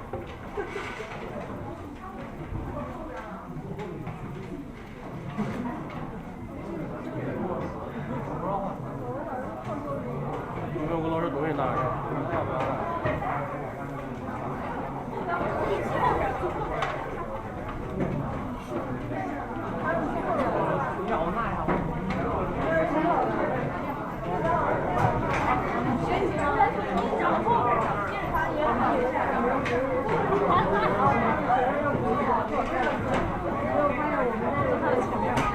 我看到后面。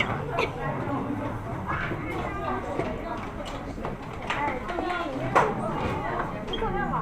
好，是画的。我前面是不是？我操！我够。是教师呀。啊，我发现没人上课，然后在这儿补一节课，结果发现我们班在这儿上课。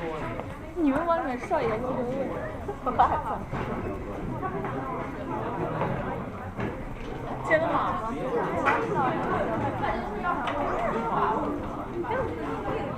太机械了。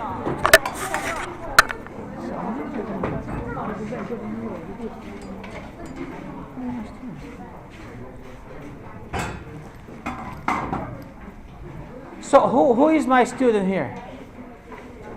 Nobody? The guys are the other class, right? All right. Okay, let's go. Okay, see you guys. Sorry. Okay.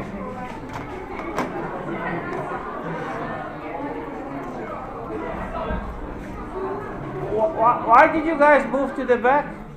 Is it better here, the front part? Why did you guys move to the back? Huh?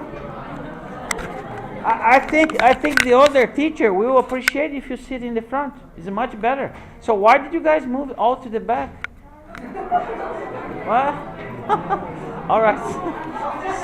So did you find another one? No bad. This one? No. 但是没有人。 Yeah, I think this one is okay. This one is good.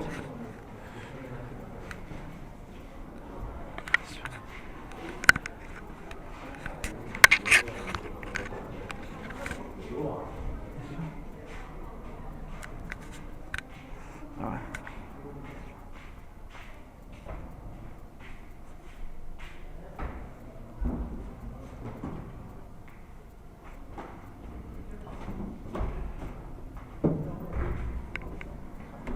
This one, right? This one seems okay. Is there gonna be somebody there? We have a class. Oh. No people. There will be people here? No people here. No people. I can use this one then. Okay.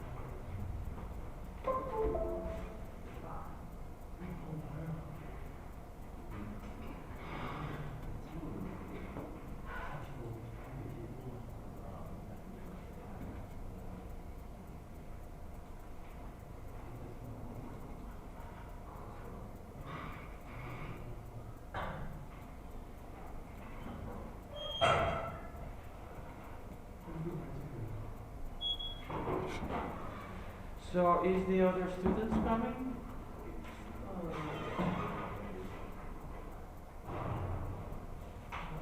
It's almost 2 o'clock. Are they coming? Yeah, I come. Yeah.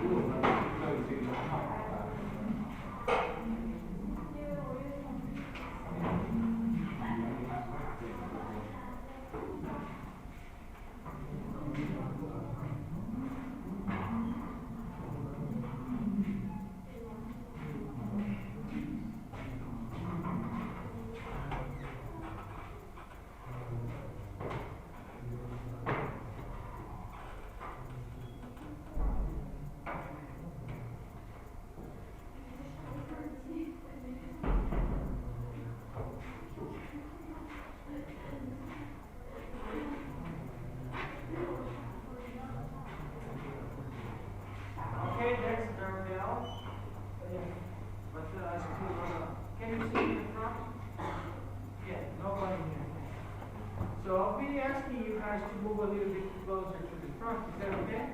Because there's so many empty spaces. Well, we're going to get to there, here. Is it okay to move to the front? We'll get the first one, second one, third one. Is it okay? Can you guys here move? Front? Can you move? Move? Yes, those two are. You guys can, right? You guys can move to the front. Okay, this is the last one. This is the last one.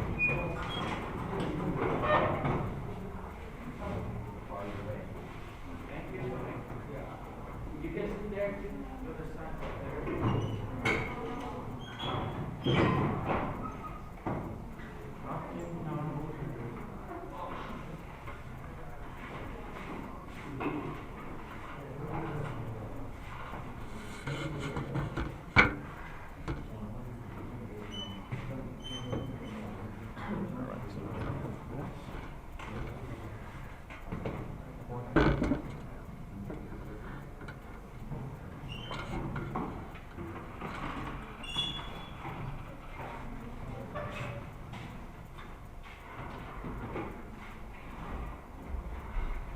so this is our timetable here, right?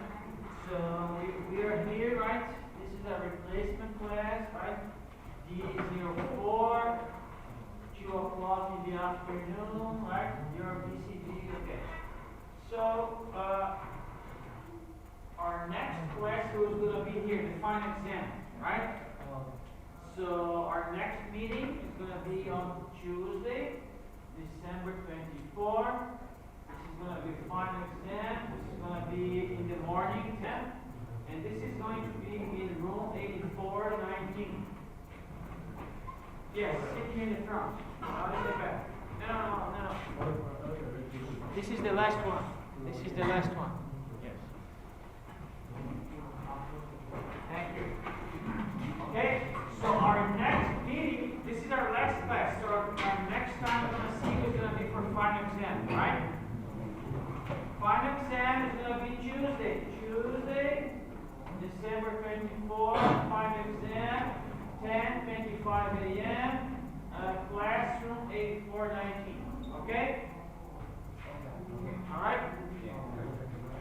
So today, I would have a more replacement class, but there will be an entrance exam, so, right? So this is our last class of today. So they told me they're going to be preparing the class for the entrance examination.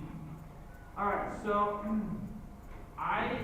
since this is our last class of the semester, I want to propose to do something different. Or do you want to have the book lesson? Do you want to have the book lesson, or do you want to do something different?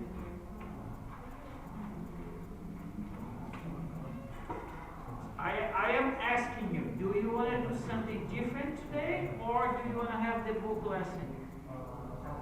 If you're going to have the book lesson would be this one here, would be chapter 5, parts 5 and 6.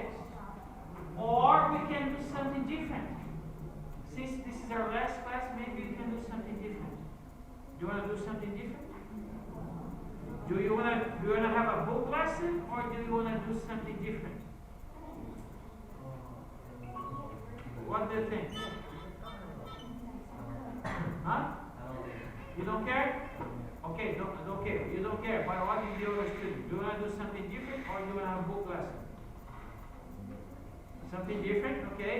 So who wants to do something different? Raise your hand. Who wants? Okay, 1, 2, 3, 4, 5. 1, 2, 3, 4, 5, 6. You want to? Okay, who wants to have the book lesson? The book lesson. 1, 2. Okay, let's do something different. Is that okay? So, for example, learning English is about.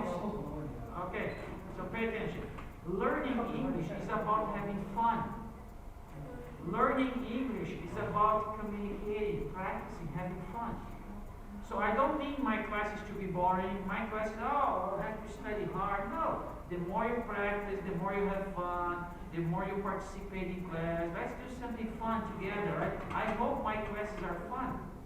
So for example, today I want just to have a practice, right? Talking to you and you talking to me. Okay, no. You have to be sitting from this side, yes. So I can sit here, there. Okay, so today we're not do you have a homework to deliver? Okay, let me grab the homework. So give me the homework.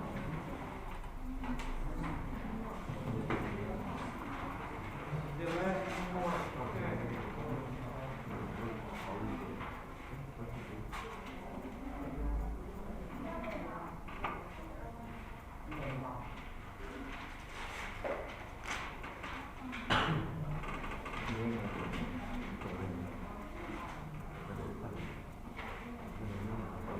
Anyone else? One more here?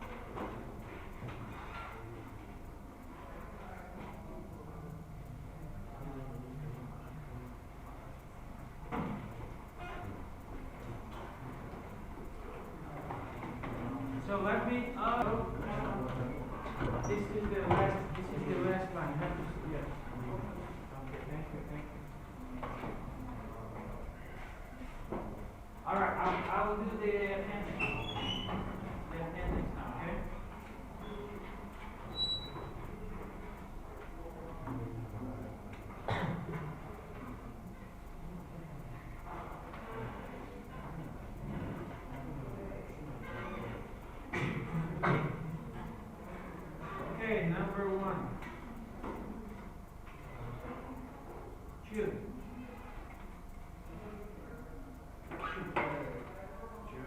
3, 4, 5, 6, 8, 10, 11, 13, not here, 14, 15, that's perfect.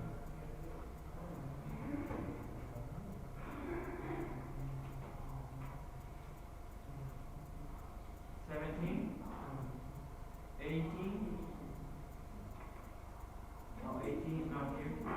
Okay, 19, 20, 21. Okay, 21 is not here either. 22. 22, no. 22? No. Okay, 22.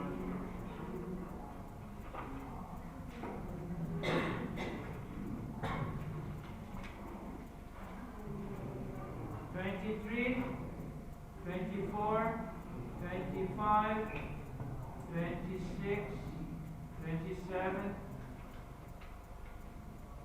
no.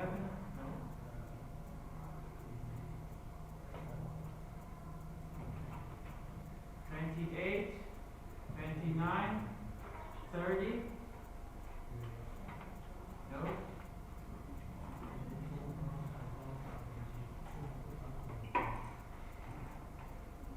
31, 32, 0208,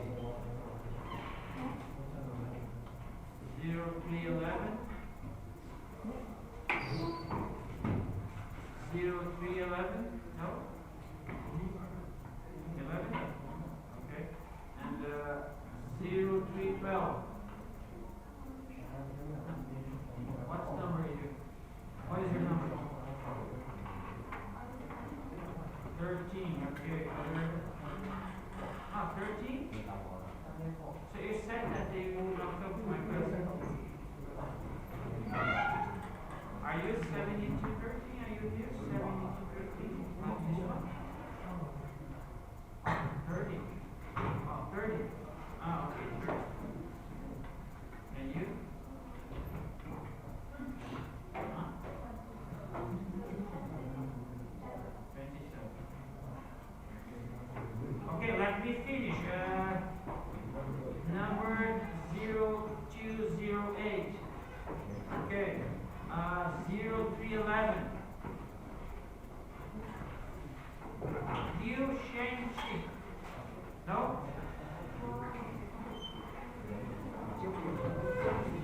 Okay. 0311 is not here, right? Okay. And the last one, 0312. Not here.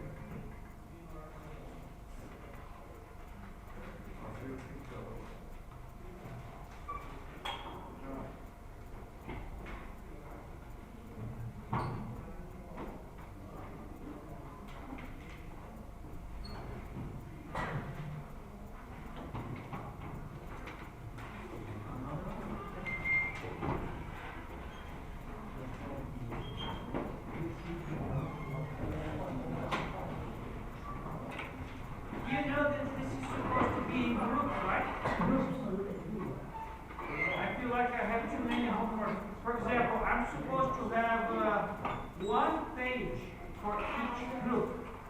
For example, the green 1, 2, 3, 4, 5, 6, 7. 7 homeworks, 7 groups, right?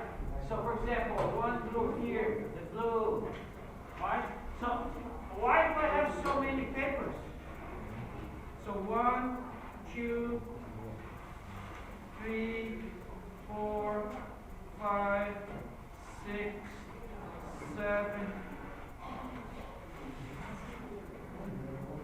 8, 9, 10, 11, 12, 13, 14, 15. Why? I only we have 7 groups? For example, what? Green 1, 2, 3, 4, 5, 6, 7. 7 already, 7, 8, right? This one is already 7, 8, 9. Okay, so 9 groups. Why 15 pages? It's a 1 page for one group, 1 page. Do you understand? So why do I have more pages than groups? Oh, okay, but for example, next semester I will try to do this again, but I'll be more serious because, for example, it's 1 page for a group. Okay, so for example, okay, 4 people, 1 page, good.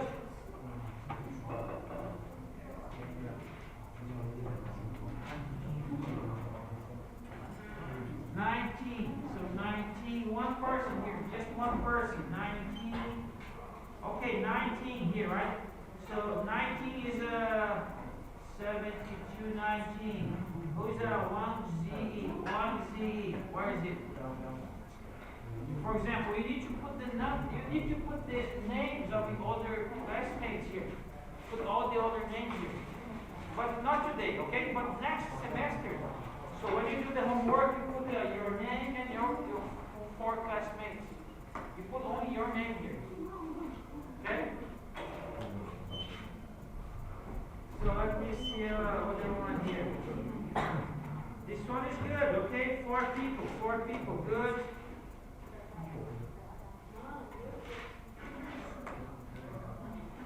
Just one. Who is this one here? Who is this one?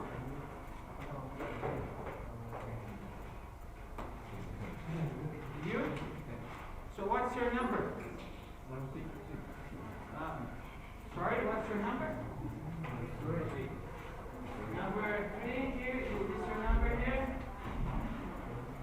Number 3? Yeah. Okay, for example, you need to put your, okay, so 1, 2, 3 people. You need to put all the 3 people. So for example, you put number 3, 2, and 6. You need to put all those 3. Okay? Next time you put all the students, not only you, this is your group. Okay? This is your group. Okay. Just 1 person here. Number 8.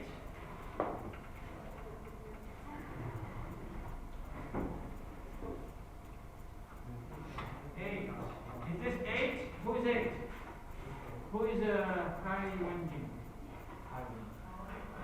For example, just 1 person. You need to put all the students. For example, 8, right? The same group. 8, 10, and 11. Right? Next time, put all the 3 names. 4 names. Okay, maybe one more. 4 names. Yes, 1 more here, right? Okay, so next time, put all the 4 names. I just have 1 name, your name. Okay? Alright, enough of this. But next semester, it's going to be the same thing, right? So I don't know if I'm going to be your teacher next semester, you have to do this more clearly, right? So this is a group homework. Alright. So today is our final lesson, so I want to do something fun. So I want to do like a warm-up. I always teach you vocabulary, right? So let's see how much do you know about vegetables. Do you know vegetables? Okay, so let's see how is your vocabulary. This is a warm-up activity, okay? So let me find it here.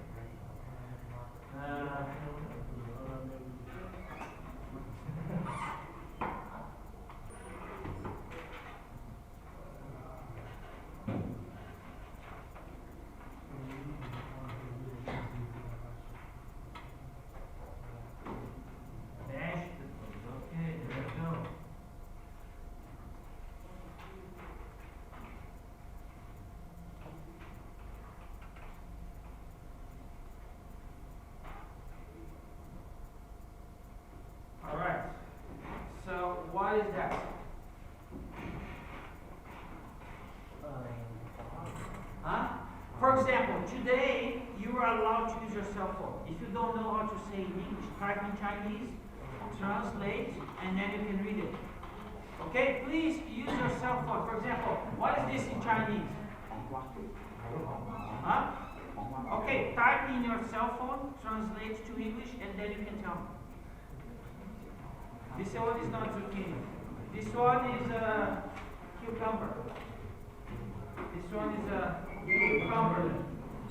But do you understand? You can use your cell phone. Oh, I know this in Chinese. Okay, type in Chinese in your cell phone, translate to English, and then you can read it to me, okay? Alright? So make it easy for you. You can use the cell phone. If you don't know how to say it, type in Chinese, your cell phone translates to English, and then you can read it. Alright? Alright, so next one. So what is this one? Huh? You said, what is it? Onion, yes, very good. That's a yellow onion. Okay, what is this one? This is a yellow onion. This is purple or red onion. Purple or red onion. Very good. Okay, what is this? Huh? Garlic. This is garlic. Okay, are you paying attention? Learning new vocabulary? Okay, next. This one is easy. Huh? Carrot. Carrot. Very good. Okay, next. Huh? Yes, she's right. Cabbage. So this one is a red cabbage. So next one is, for example, it is green, but we call in the United States a white cabbage. Okay? So white cabbage. Okay, this one is? Does anyone know? Do you know this one? This is a radish. Radish. Okay, next. This one is easy. I see a lot of this here.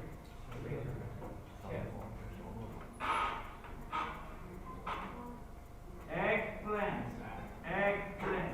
Very good. Okay, this one is also lots of this here. Mushroom.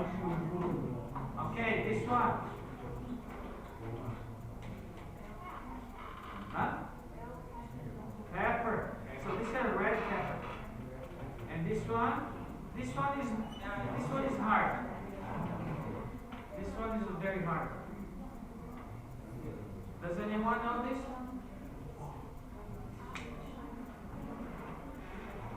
Huh? Artichoke. Okay. Easy. Easy peasy. This one is corn. This one is huh? This is not radish. This is beet. So beet. So this is also very sweet, right? So sometimes people make sugar out of a beet. Okay, beet. Okay, this one is. I don't like. This is broccoli, right? Broccoli. Okay, this one is.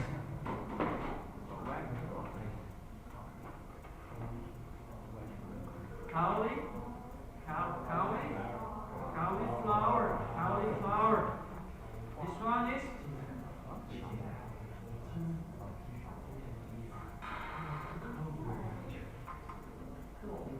This one is.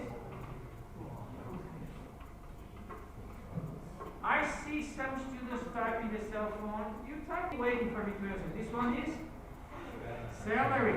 Celery. Very good. Celery. Okay. This one is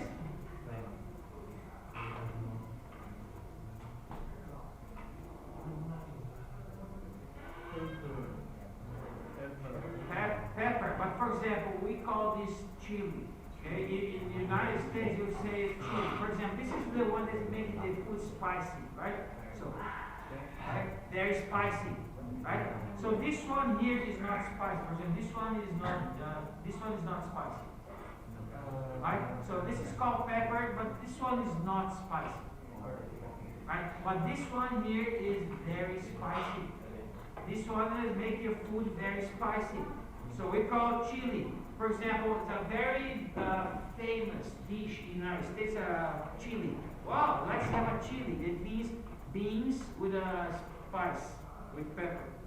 So this is a very famous dish. So I remember I have some of our American friends. They, oh, let's make a chili. They put 7 types of pepper in the chili. Beans with a very spicy. Okay, red chili. And this would be, if this one is red chili, this one would be what?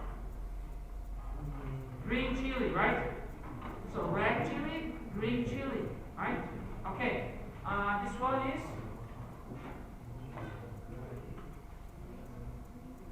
sweet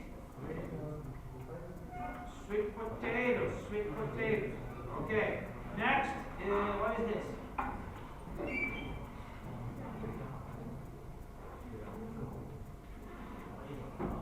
How do you call this? Anyone? I see you're looking. Okay. You know Chinese? Huh? And in English. Asparagus. Asparagus. Yes, asparagus. So this one is asparagus. Okay, next. So you can eat those, but also it's used to make oil, very expensive oil.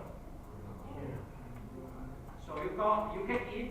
I find it delicious to eat the way it is, eat raw, but also you can make oil, very expensive oil. Huh? This is olive, okay? Olive. You have olive oil. This is a more expensive oil than other types of oil. It's one of the finest oil. So, but also you can eat olives. Where they have black olives, green olives. Okay, this is for Halloween. Pumpkin. You can carve pumpkin, right? For the Halloween, carving a pumpkin. Okay. Okay, what is this one? Huh? She's oh. So this is a fennel. Okay, next, what is this? For example, if you can eat the bottom part here, this is the onion part. But now you're not eating the onion here. You're eating the upper part. How do you call the upper part? Because, for example, if you go to the canteen, sometimes you order a dumpling, sometimes you order a soup, and they cut this part here, right, to put on top of the dumpling. So how do you call it? This is a flavor. They call the spring. This is the spring onion. Okay, spring onion. Okay, what is this one? Do you know this one? Anyone? This one is turnip. Turnip. Okay, what is this one? Peas, or also it could be beans, right? Sometimes the beans are very young. You can maybe eat inside of the, right? So yes, beans or peas, right? So green beans, right? They're green, they're not mature yet. So green beans or could be peas, right? Okay, what is this one? What is this one? In my country, we eat this as a dessert.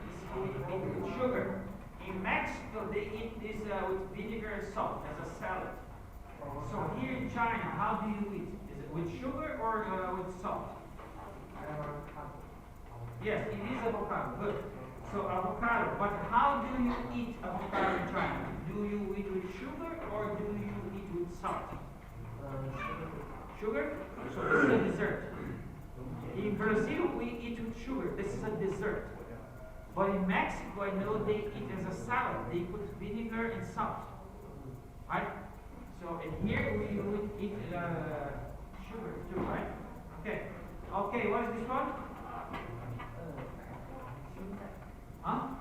Lettuce. Lettuce. Okay. Next. This is something that you said in the first one. This is that one. The first one was a cucumber, but this one is not a cucumber. This one is green. Now, somebody said this in the first one. Zucchini. This is the zucchini, okay? Zucchini. Okay. Okay, that's the end. Okay, that's the vocabulary part of the vocabulary. So a few new words. Some people doesn't know everything. Okay, I didn't know everything as well. All right. So now let's talk about volunteering. So let me find here. Volunteering.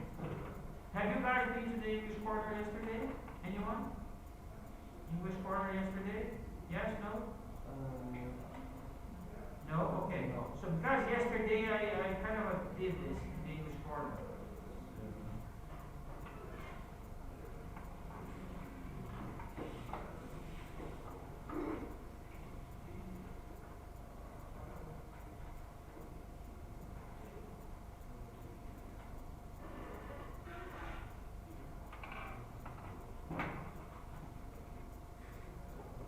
Okay, so what it is a volunteer job? What it is a volunteer? For example, did you ever volunteer? Do you do volunteer work? No. I see a lot of students doing volunteer work. No. What it is a volunteer work? Can you guys tell me what it is a volunteer work? What is that? Huh? For example, if you don't know how to say in English, you can type in Chinese, translate and tell me. So you can use the phone, right? So if you don't know how to tell me in English, type in Chinese in your cell phone, translate it, and then you can read it to me. So what it is a volunteer job? What does it make a job, a volunteer one? Does anyone know? For example, right now I am not volunteering. I'm teaching this class, University is paying me, right? So when somebody's paying you, that's not a volunteer. So what makes a volunteer is you're working without what? Exactly. So when you're working without payment, without receiving payment, that's a volunteer work. Do you understand? Okay. So, for example, right now I'm not volunteering because the university is paying me. But yesterday in the English Corner, I was volunteering because university does not require me to go to English Corner. I go because I like to go. It's my way to return, giving back to students, right? So I kind of lead the English Corner every week. I do this out of my free will. I don't get paid to go to English Corner. So that's a volunteer work. But here today is not volunteer because I'm getting paid. Alright? So let me share a story. This is a picture of me in 2018, 7 years ago. So I came here in China, I was in Juzhou, I see a lot of older teachers giving lectures. And then, maybe I can give a lecture too, right? So I went to my supervisor, I'd like to offer giving a lecture for free as a volunteer. And then she said, no, good. So I will set you up a day and then you can give a lecture. So this was in December. So she said, okay, you're going to give a lecture in the chemistry building. So the director is going to open the class and you give a lecture. The director put this in the entrance of the chemistry building. So on the day of the lecture was December 18, 2018. It was Tuesday. And then he put this message in the entrance of the chemistry building. We warmly welcome Brazilian teacher Marcelo Gameiro to give lectures in our college. So he opened the door of the class, and here we go. This is me in the class, right? He opens the door, and he kind of stayed in the class and watched my lecture. So all the students plus the director, he is not in this picture. He's probably here in the corner or in the other corner. So he's kind of here, the side of the class, and he did watch my class. And by the end of the lecture, oh, I like your lecture. You're good, right? We give him lecture. So he came and talked to me, and then he asked me, what am I going to do on January? So January is what? Winter vacation, right? So you go back home, you spend your vacation with your family. I don't have family in China, so unless I go back to Brazil, I'll be here alone, right? So he asked me, what are you going to do in January? I said, no, nothing. I'll be on vacation at home alone. I will do nothing. And then he proposed, would you be willing to teach my daughter English? And I said, yes, I'll teach your daughter English, right? So there you go. So that's Mr. Thompson, right? Against the part, this is her daughter. And then I was teaching her daughter and her cousins. Okay? So here we go. See, she find me a classroom.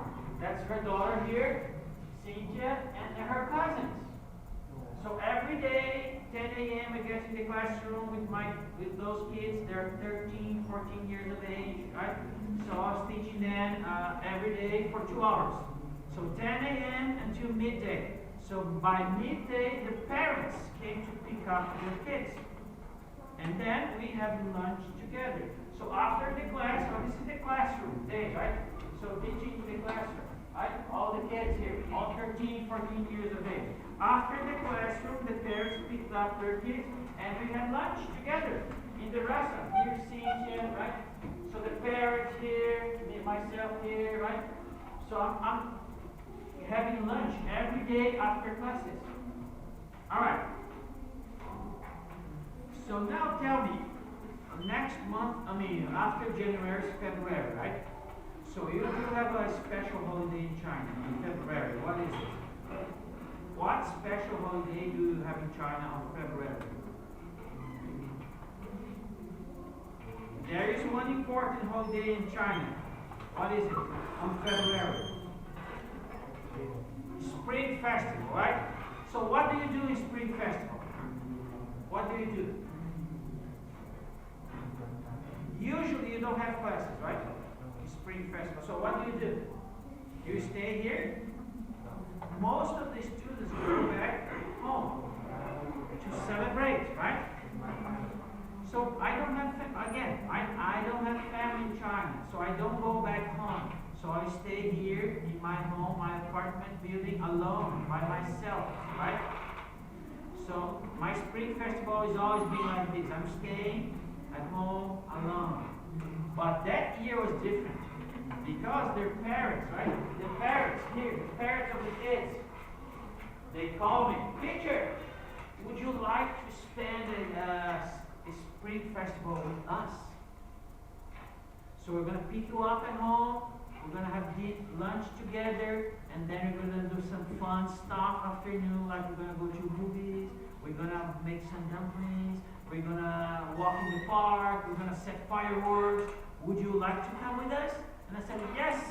So Monday, they pick me up at home. In the morning, we have lunch together. And then in the afternoon, we did a lot of stuff, fun stuff.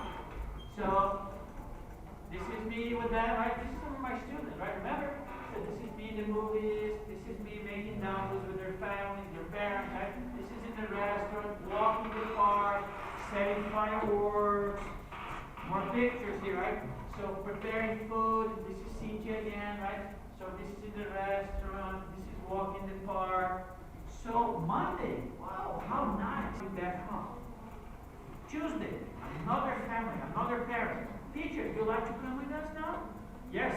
So I did this on Monday, Tuesday, Wednesday, Thursday, and Friday. 5 families invite me to spend the Spring Festival with them. And I can tell you, this was my nicest time to celebrate the Spring Festival in China. So, and I can tell you, none of this would have happened if I didn't, none of this would would have happened if I didn't volunteer? Because if I didn't volunteer, I would never have met Mr. Thompson. If I never meet Mr. Thompson, I will never teach the English class. I will never get invited to spend Spring Festival with the Chinese family. So volunteer work can bring a lot of advantage for your life as well. For example, how are you going to go to a job interview? Do you have experience? No. Unless you do volunteer work. For example, that's the main reason most people do volunteer work, because they want to get experience. So how do you get experience? When you graduate from university, you never worked before, you don't have any experience. So how will you be hired, right? So you need to have experience to do volunteer work. But when you do volunteer work, make it properly, because I see a student, they go to the volunteer work, they work there, they go back home, and that's it. They don't talk to anybody, they don't ask a letter of reference from the boss, they don't increase their networking. No. Go there, do your job. Okay, now we'll go to another job. Oh, are you working here for so long? Okay, can I help you too? And then make a new friend in the company. Take pictures doing the work. And then after you finish the volunteer, go to your boss. Oh, can you write a reference letter? Can you write it? Say that I did a work here, that I did a good job, right? So that's how you take the best from the volunteer, right? For example, today I still am a friend with Mr. Thompson. Here's Mr. Thompson, right? So I'm still friend with him. I have his WeChat. So I end up making he's kind of a researcher. He published a lot of paperwork from the university. And then I did one published paper with him. So he put my names on it, I reviewed the English. So we did our work together. He's now my good friend. And that happens because the volunteer work, right? For example, if I lose my job here, he always tells me, you will come back to judo. I can find you a nice job here again, right? So making more friends is going to help you find a job. It's going to help you have some experience. It's going to help you find out nice experiences like this. I'm not criticizing you. I see a lot of students doing volunteer work. If you're not one of them, I kind of incentivate you. Please start doing it, because your life is going to be different for volunteer work. All right? You guys have any questions? Okay, I want to share this because it's really, really nice. So I kind of all right, so let's close this one. Okay, let's see what break time. I don't want to miss the break, right? I think it's a break time already, right?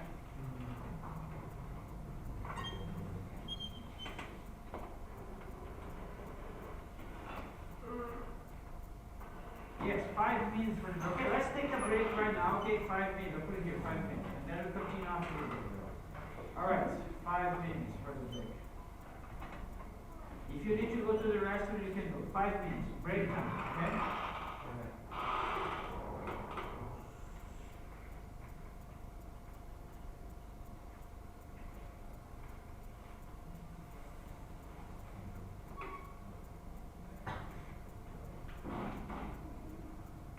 I never know what time is the break is, right? So that's what I'll put here.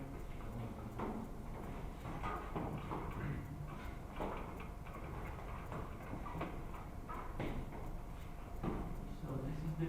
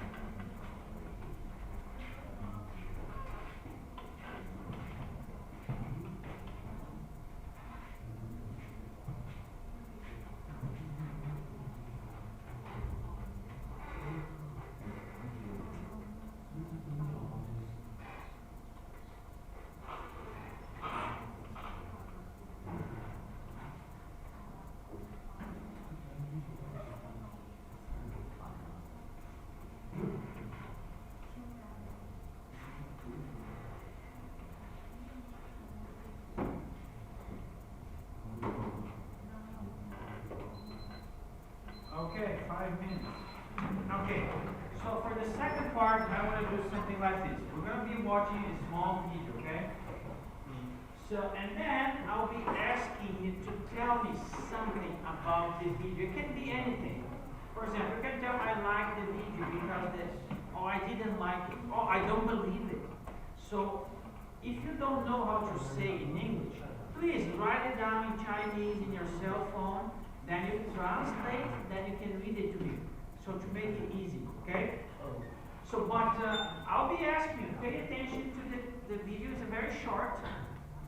If you don't understand, teacher, I did not understand, can I see it again? I will watch it again, I will explain the video if necessary. And then we'll have some discussion. Tell me, what do you think about the video? It could be anything. Oh, I like the video, I didn't like, I believe it, I didn't believe it. Oh, I think the guy's lying here. Or I don't know, this is not gonna work for me. Tell me something, okay? Is that a deal? Okay? Okay, let's watch the first one, okay? The first one.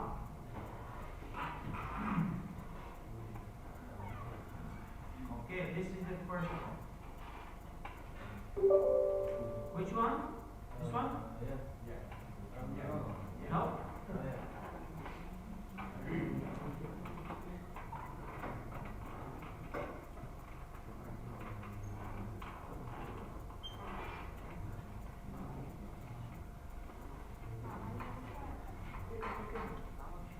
Girl in the rural area grew up raising sheep and cows and feeding pigs and growing corn. Okay, now I set up the sound. Let's put it in the beginning again. Okay? Okay, watch it. If I were to go to Asia, where would I go to find a pretty girl? I think you should just go to the rural area because they grow them cute and they are not polluted by capitalism because all the neighbors in Beijing and Shanghai. How much do you have? Really? Oh, can you drive? Wow. The nice Chinese girl in the rural area grew up raising sheep and cows and feeding pigs and growing corn. They just have big hands, big feet to work. They don't even know they are doing it. And they would just feel very lucky to find a nice man who respect them and love them. If I were to go to Asia, where would I go to find a pretty girl? I think you should just go to the rural area because they grow them cute and they are not polluted by capitalism. Okay, we'll watch one time. Okay. So you can use my phone, for example, I think she was using to translate the video, that's okay. But if you're using the phone to scroll something else, no. You can use the phone to participate in my class. Okay, did you understand what's the video? Did you understand?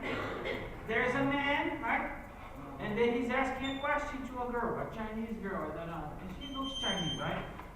So where can I find a cute girlfriend in Asia? And she's answering, right? What is her answer? What is her answer? How do you find a cute girlfriend in Asia? Where? Did you listen to her answer? Okay, let's listen again. Okay, he asked her, where can I find a cute girlfriend in Asia? And listen to her answer. And then tell me, do you agree with her? Do you think she's right or wrong? And then you can tell me your opinion, okay? So what's her answer, right? So here we go again. They grow them cute and they. If I were to go to Asia, where would I go to find a great girlfriend? I think you should just go to the rural area because they grow them cute and they are not polluted by capitalism because all the neighbors in Beijing and Shanghai. How much do you have? Really? Oh, can you drive? Wow. The nice Chinese girl in the rural area grew up raising sheep and cows and feeding pigs and growing corn. They just have big hands, big feet to work. They don't even know they are doing it. And they would feel very lucky to find a nice man who respect them and love them. If I were to... Okay, so what's her answer? So where do you find a cute girlfriend? Where? Huh? Where?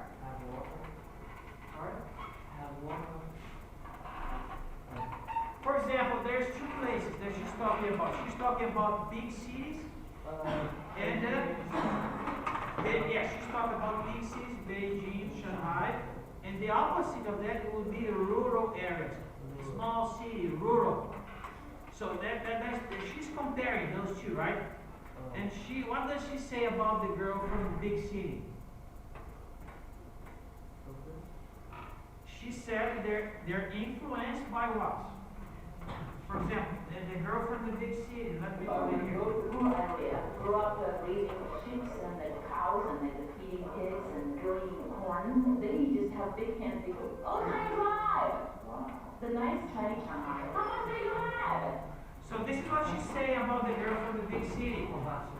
Yeah, how much money do you have? Right? Do you have a car? Do you have a house? So she's saying that the girls from the big city are interested in money.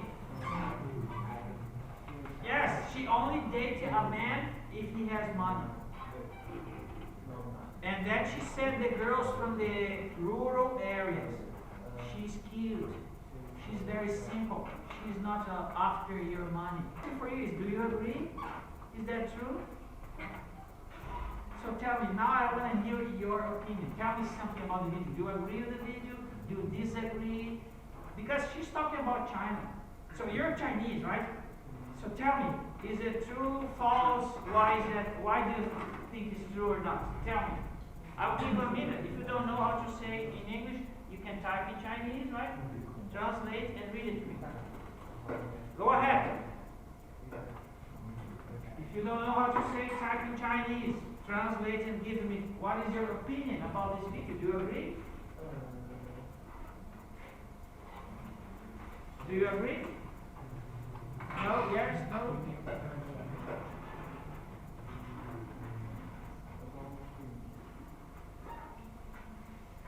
I want to hear your opinion. Do you guys agree or not? Because you're Chinese, right? She's talking about your country. Is this, what is she saying is true or false? Is it true that girls from the big city, they want money? For example, Zhengzhou, this is a big city? Huh? Not very big, right? For example, if you compare cities in China and in Brazil, for example, my city is considered to be big in Brazil, but my city has 500,000 people. No, so my city has, yes, 500,000 people. How many people here in Zhengzhou? How many? How many people here live in this city? Huh? Zhengzhou, how many people? You don't know? You can search the internet, find out. How many people live in Zhengzhou?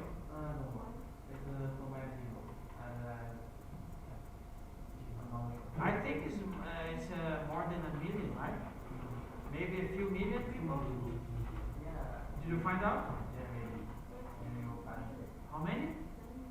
30 million. So for example, my city has 500,000, and they tell me in Brazil, oh, it's a big city. But here, the city has 30 million. This city is 60 times bigger than my city in Brazil. So this is considered a big city, right?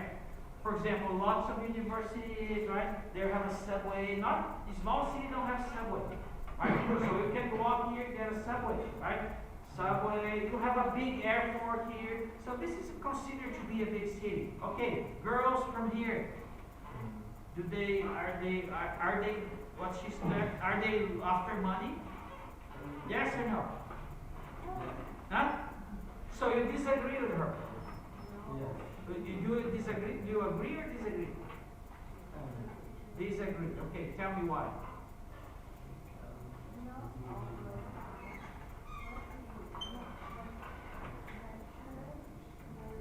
Okay, not all girls are materialistic. Okay, good answer. That's what I wanted from you, right? So very simple. So she disagreed and she told me why. So that's what I wanted from all of you, right? So watch the video, tell me, oh, I like it because, or I disagree because. Very simple activity. But it's kind of a fostering you to have to give me your opinion. For example, this is very important because one day you're going to have to talk to somebody, right? If you want to talk to them in English, you have to practice talking in English. So you have to formulate an idea and you have to express that idea. This is what I'm asking you to do. Oh, listen to something, have your own idea, and then express it, right? So you can use the phone, right? So she's using the phone to translate, to help the understanding. That's good. You can use the phone in my class, no problem, as long as you're using the phone to understand my class better. Okay, let's watch the second video. Please, everybody, pay attention, right, to the video, okay? Don't be scrolling your phone to distract from anything. Okay, let's watch the next video. The next one is, okay, this one is cute. Hearing the honk of the horn, the dog excitedly ran downstairs. Hopped into the car and found his seat. It even greeted his friends. It turns out that hearing the honk of the horn, the dog excitedly ran downstairs, hopped into the car, and found his seat. It even greeted his friends. It turns out this was a dog daycare founded by a couple, and they drive a school bus to pick up and drop off the dogs for elementary school every day. The dogs eagerly wait for the bus to arrive. The teacher helps each student buckle up, and once everyone is aboard daycare, the dogs are thrilled. In the summer, there's their favorite swimming class, where they can't wait to jump into the pool and have fun. The teacher also takes them on hiking trips, always reminding them not to eat anything off the ground. Together, they explore the outdoors, letting the dogs unleash their wild side. The dogs are well behaved and listen to their teacher. Before leaving, they gather for roll call, ensuring no one is left behind. The dogs have a great time, and at the end of the day, the teacher safely brings them all home. Okay, I'm going to ask you guys, because there seem not to pay attention. So what do you think of the video? What do you think? Tell me something. Do you agree? Do you like it? Huh? Yes, did you ever see a dog school before? Me too, I never saw a dog school before. I thought this video, for example, would you like to work in a place like this? Me too. I love pets. Do you like pets? Do you have pets at home? Do you have a dog or a cat? Anyone? We did have a class, right? We did chapter 4, right? Pets, right? Dogs and cats, right? So, for example, I would love to be a teacher in that school, right? I'm a teacher here. Now I'm gonna maybe change teaching. So, for example, okay, I have a question for you, right? So, a lot of people say, oh, that's so nice, so cute, right? So, for example, is it? Hearing the honk of the horn, the dog excitedly ran downstairs, hopped into the car, and found its front doors, letting the dogs unleash their wild side. The dogs are well behaved and listen to their teacher, unleash their wild side. The dogs are. Okay, I had a dog like this one for 15 years. She was very smart and she was very obedient. But in the beginning, she was not very obedient. So I kind of have to train her, right? To train up. Please stay, sit, stay, right? So in the beginning, she was not obeying. But by the end of me having time with her, right, spending time, I was being able to teach her to become very obedient, right? For example, now we see here in this part here, for example, all the dogs here waiting to get inside of the bus. So is that easy to do? No, right? This is very hard. So all the dogs are very obedient. So they're waiting in line for the teacher. Oh, now we can get in the bus. So this is kind of maybe it's not an easy job, right? Maybe it's not easy. So all dogs are very obedient. They're waiting for the teacher to go inside of the bus, right? For example, they say, oh, they instruct the dog not to eat anything from the ground because it could be poisonous, it could be a rotten food. So they only eat in the classroom, in their homes. But then, for example, when they're walking here, right? So when they're walking here, they say, don't eat, she said, not eat anything, right? From the ground. They don't know what's in the ground. Maybe it's dirty, maybe it's, I don't know, something better in the food that you could find in the ground, right? You don't find something, oh, let's eat it. No, right? Because you don't know why is it there, right? Okay, do you like this video? Yeah. Would you take that job? Would you take that job to take care of dogs like this? I think it was nice. I think it was a nice job for me. But what about for you? Do you take it, the job? Do you take it? If I offer a job like this, would you take it? Yes. Do you take it? Yes? Would you take a job like this? Would you take a job like this? Yes, no? No, why not? You don't like dogs. Okay, all right. So one more. Would you take a job like this? Would you take a job? Yes, no? No, why not? Yes? Okay, why yes? There's no escape, right? So no, why not? Yes, why yes? Why yes? Huh? Tell me your opinion. There's no right or wrong. So why? Okay, you said something in Chinese. Translate it for me, right? Use your phone. Translate it. What did you say? What did she say? Use your phone. Translate what you said in Chinese. Translate to English. Why yes? Why? Huh?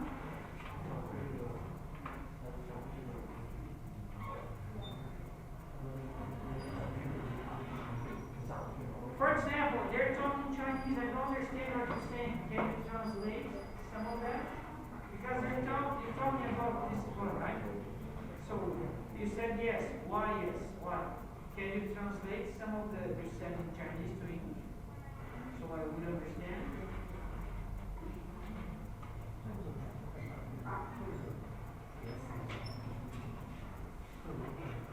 Okay, so I cannot be standing all the time. But for example, I suppose that you can do this, right? Please use your cell phone, right, to translate to English, to tell me. All right, let's watch the next video.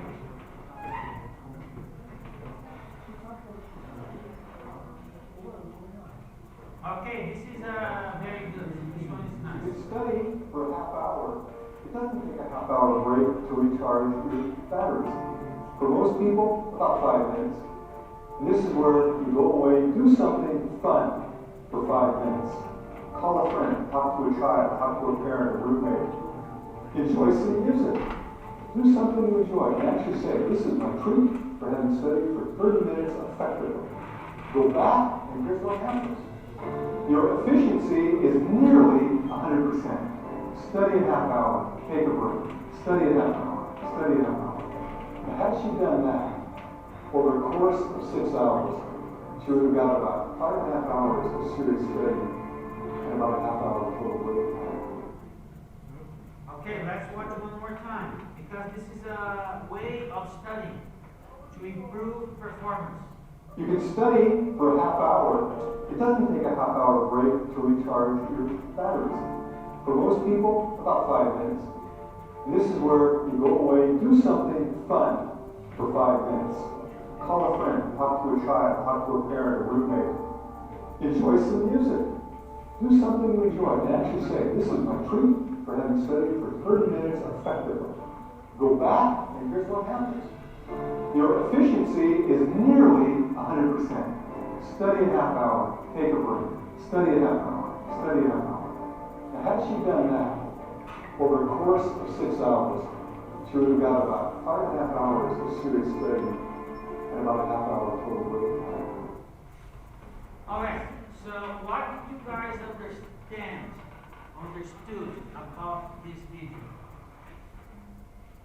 This guy is teaching you how to study, right? Okay, what is he telling you to do if you want to study well?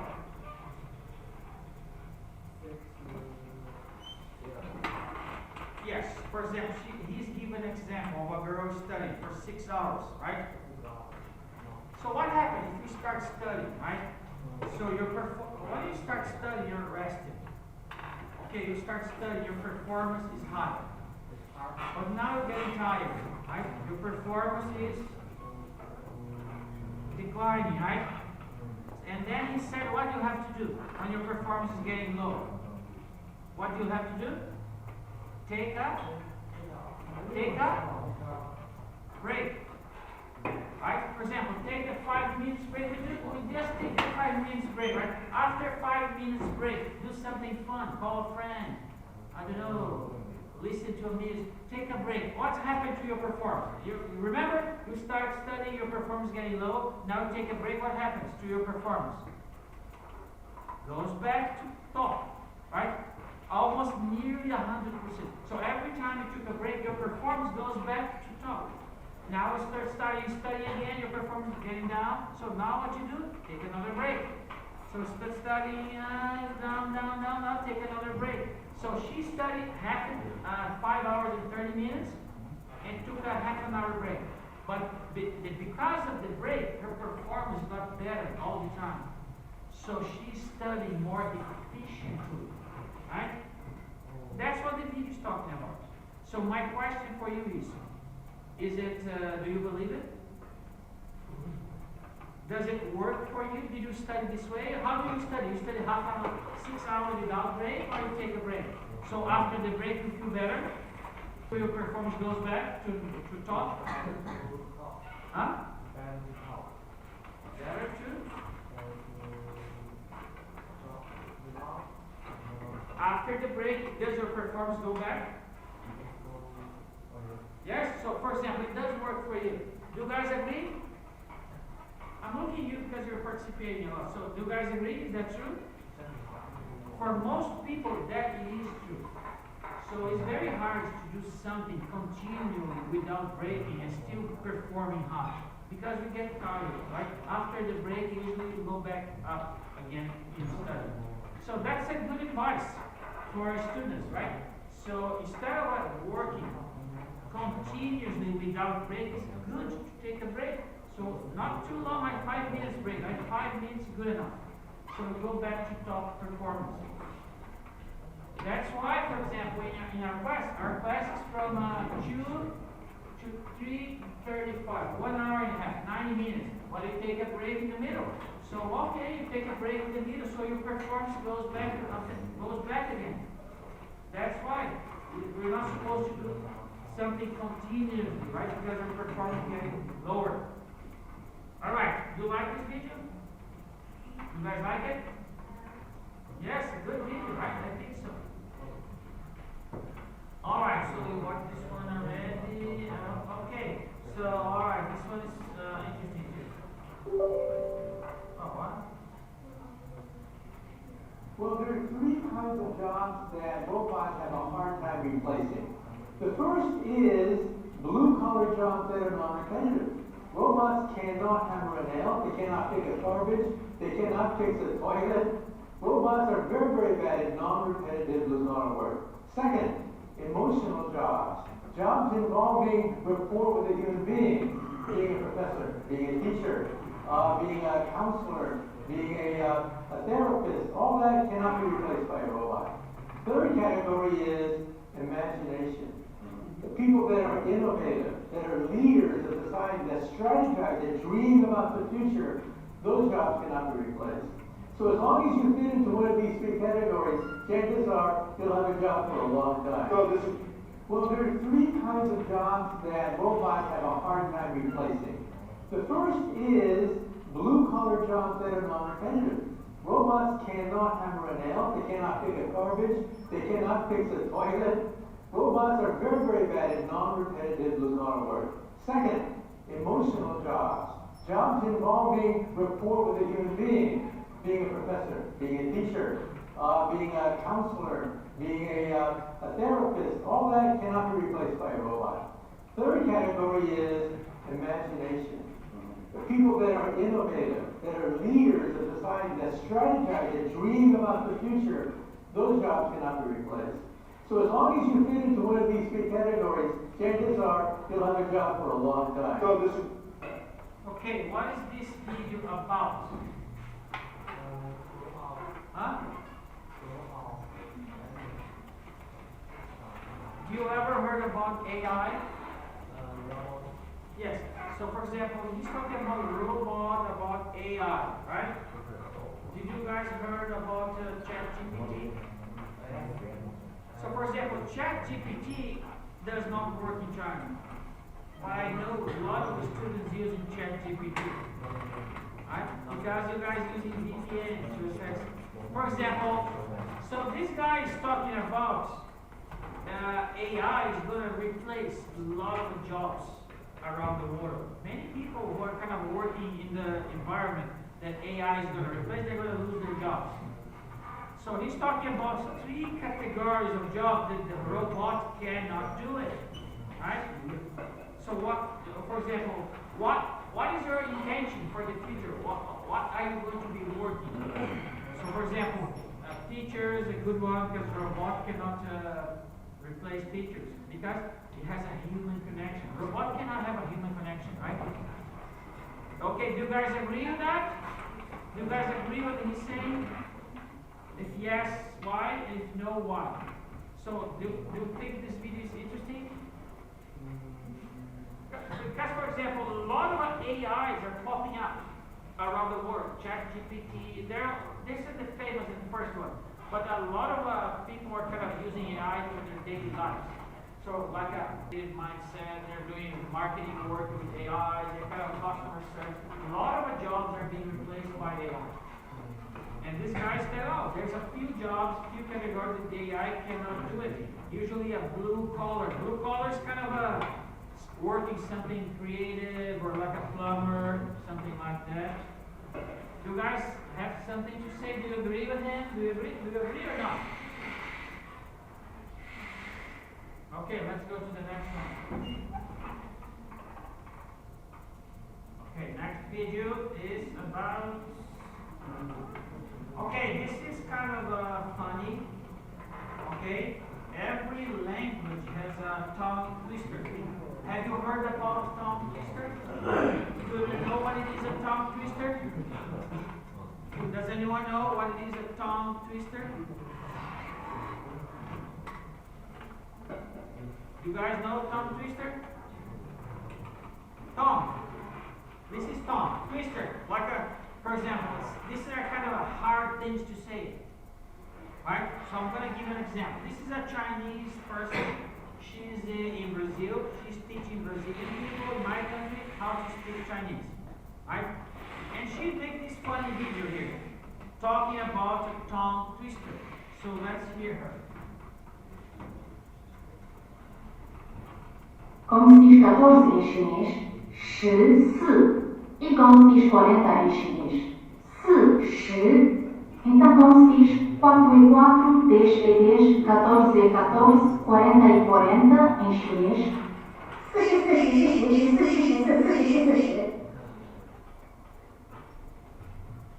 40, 40 e 40 em... For example, she's explaining Portuguese, okay? She's in Brazil, talking to Brazilian people. So, então, como se diz? And how do you say 4 and 4, 10, 10, 14, 14, 4 is 4 in Chinese? She's talking Portuguese, explaining to Brazilian people, right, about this tongue twister, right? So, let's hear her say it. 14 e 14, 40 e 40 em chinês.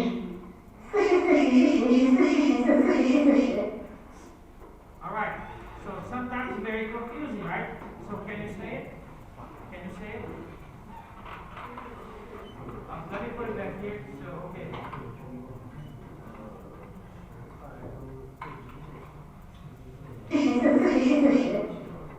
Okay, can you say it?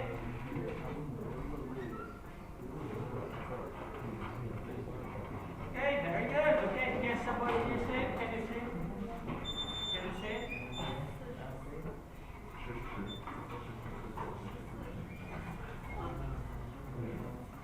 Okay, good. Okay, let's see some of the boys. Can you say it? Can you say it? Okay, very good. Okay, let's see somebody here. So you, can you try? Can you try?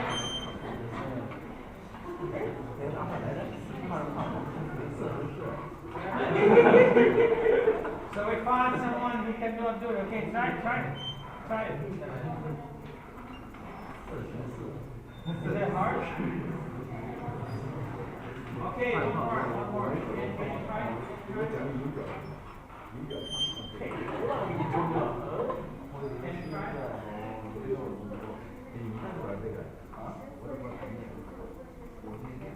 Okay, so most of you did well. Only one person cannot do it.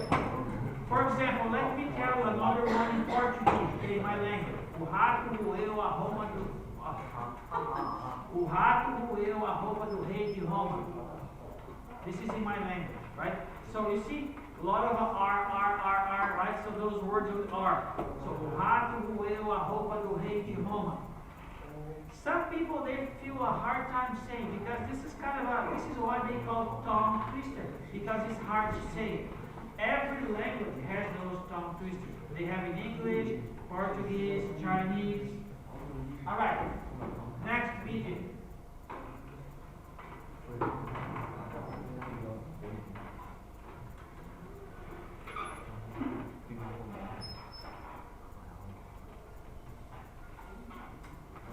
Have you heard the story of the pottery class?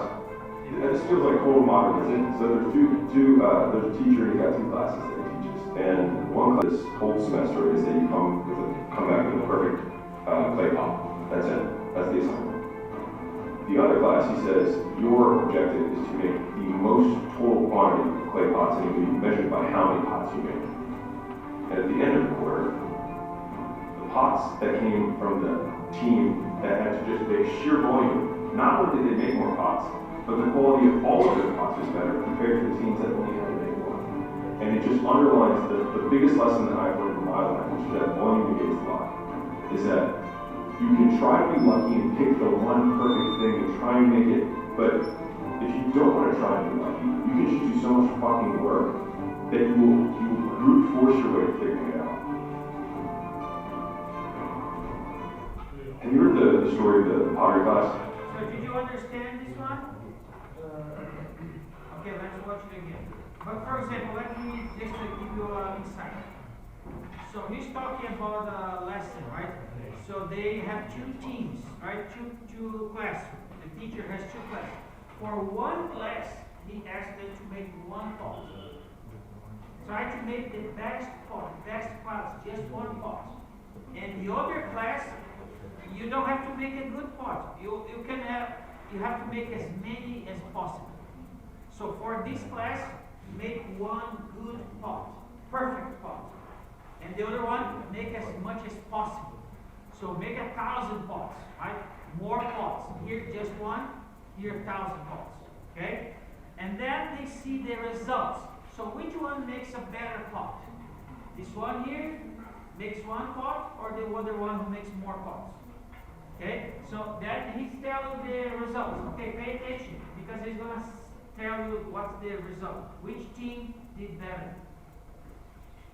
That just feels like total modernism. So there's there's a teacher and he's got two classes that he teaches. And one class, he says, the only assignment for this whole semester is that you come back with a perfect clay pot. That's it. That's the assignment. The other class, he says, your objective is to make the most total quantity of clay pots, and it will be measured by how many pots you make. And at the end of the quarter, the pots that came from the team that had to just make sheer volume, not only did they make more pots, but the quality of all of their pots was better compared to the teams that only had to make one. And it just underlines the biggest lesson that I've learned in my life, which is that volume negates luck, is that you can try to be lucky and pick the one perfect thing and try and make it, but if you don't want to try and be lucky, you can just do so much fucking work that you will brute force your way to figuring it out. Okay, which team did better? The one who makes one pot or the one who makes more pots? Which one did better? Huh? For example, you might think, oh, the team who has to do one pot, they might do better because they put all the resources, they have more time to put one pot. But actually, they didn't do better. So the guys who have to do many pots, they did better because of what? Why did they did better? Do you know?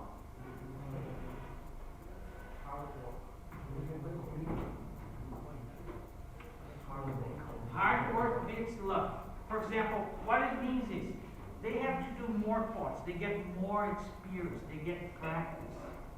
So they end up doing better pots because they don't have practice. They only make one. So they don't have enough practice. So the guys who have to make more pots, they kind of, they're learning. Oh, the first pot is bad, the second one a little bit better, the third one even a little bit better. But after making 100 pots, the 100 when one pot is not much better because they learn from those other pots. And this guy didn't learn anything because they made just one. So, for example, how do you apply this to your own life? For example, this is what I'm trying to ask you. Go ahead in the world and start practicing English. Don't expect it to have a perfect English. Don't wait to be a perfect English to start practicing. For example, I see students, I'm going to stay quiet because my English is not perfect. So your English is never going to improve because you're quiet. But the student, okay, my English is not good, but I'm going to try. I'm going to speak. If I go wrong, okay, the teacher is going to help me. I'm going to improve next time. So keep practicing, right? If you're practicing, what does that mean? Is being working hard? You're practicing. So you're going to get better, right? So beats the lucky. Right? You learn something. This is a very good video, very good insight.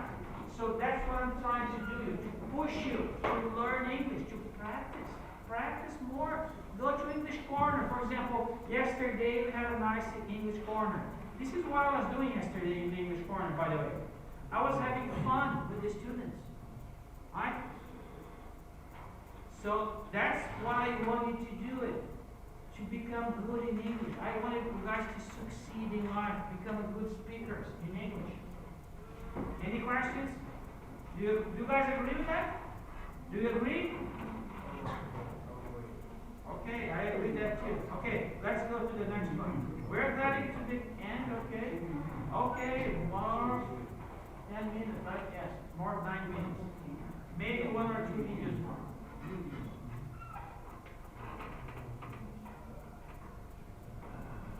Okay, what is a joke? Do you know what it is a joke? Joke. Do you know what is a joke is? Joke? Joke is something funny, right? So you tell a joke, people laugh. They find funny. Joke is a funny thing. Okay? So this one is a joke. For example, they're teasing waitress. So she's kind of in the restaurant, like serving people, and the chef, the cooker, is kind of making fun of her. Okay? So let's watch this one.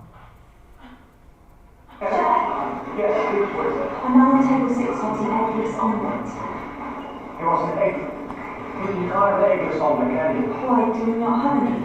No, because they don't exist, do they? Because there's no... Breadsticks, what are they made of? Bread? Bread, very good. Okay, take away the bread, what are you left with? Sticks? No.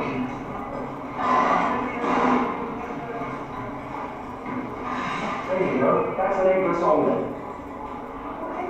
No, don't take the plate, Nick, what are you doing, please? Just ask the nice man if he'd like his omelette made with cold eggs or just egg whites. You can leave the plate.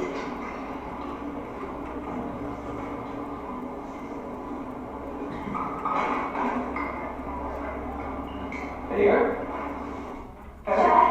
Yes, please, what is it? A man on table 6. Okay, did you understand what's happening there? Did you understand? Okay, what it is an omelette? Yes, let me put the word here. Omelette. What is that? So she comes to the chef. There is a customer. He wants eggless omelette.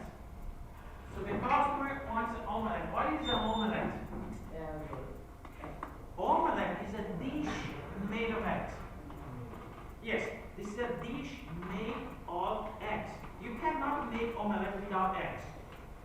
So now, what is the word? Eggless. So what does it mean, eggless? What does the word less mean? For example, people say waterless, eggless. For example, a pen with inkless, no ink. Waterless, no water. Eggless, no egg. Yes. So is it possible to make an omelette with a eggless omelette? Is it possible to make an omelette without eggs? No, that's impossible, right? So that's why the chef is saying here what? He wants an egg. You can't have an eggless omelette, can you? Why do we not have any? So she's asking, we don't have an eggless omelette? And they say, no, they don't. They don't exist. You cannot make an omelette without eggs because an omelette is made of eggs, right? And then she still don't understand, right? So he now gives another example.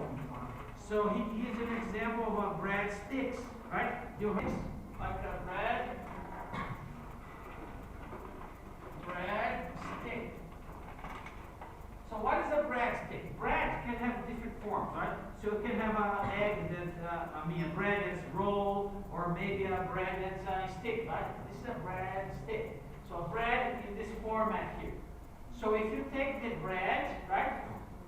So there is nothing left.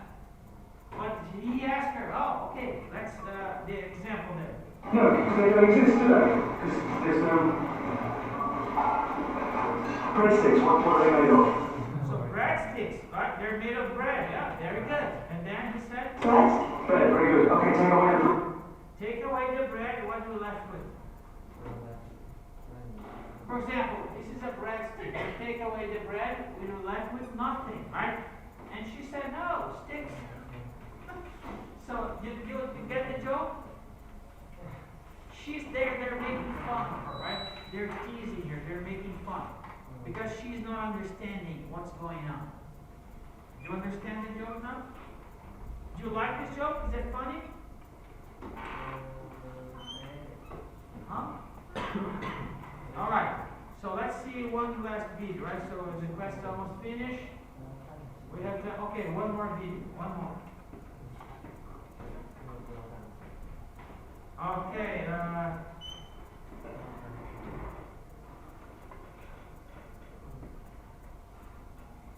okay, this is interesting. B-O-M-B, bomb. T-O-M-B, Tom, no, two. If D-O-M-B is two, that boom bomb's over. But no, that bomb, that two, get ready, is this calm or who? No, that's cold. C-O-M-B, cold. P-O-M-B, pone. No, pone is P-O with an E with an M.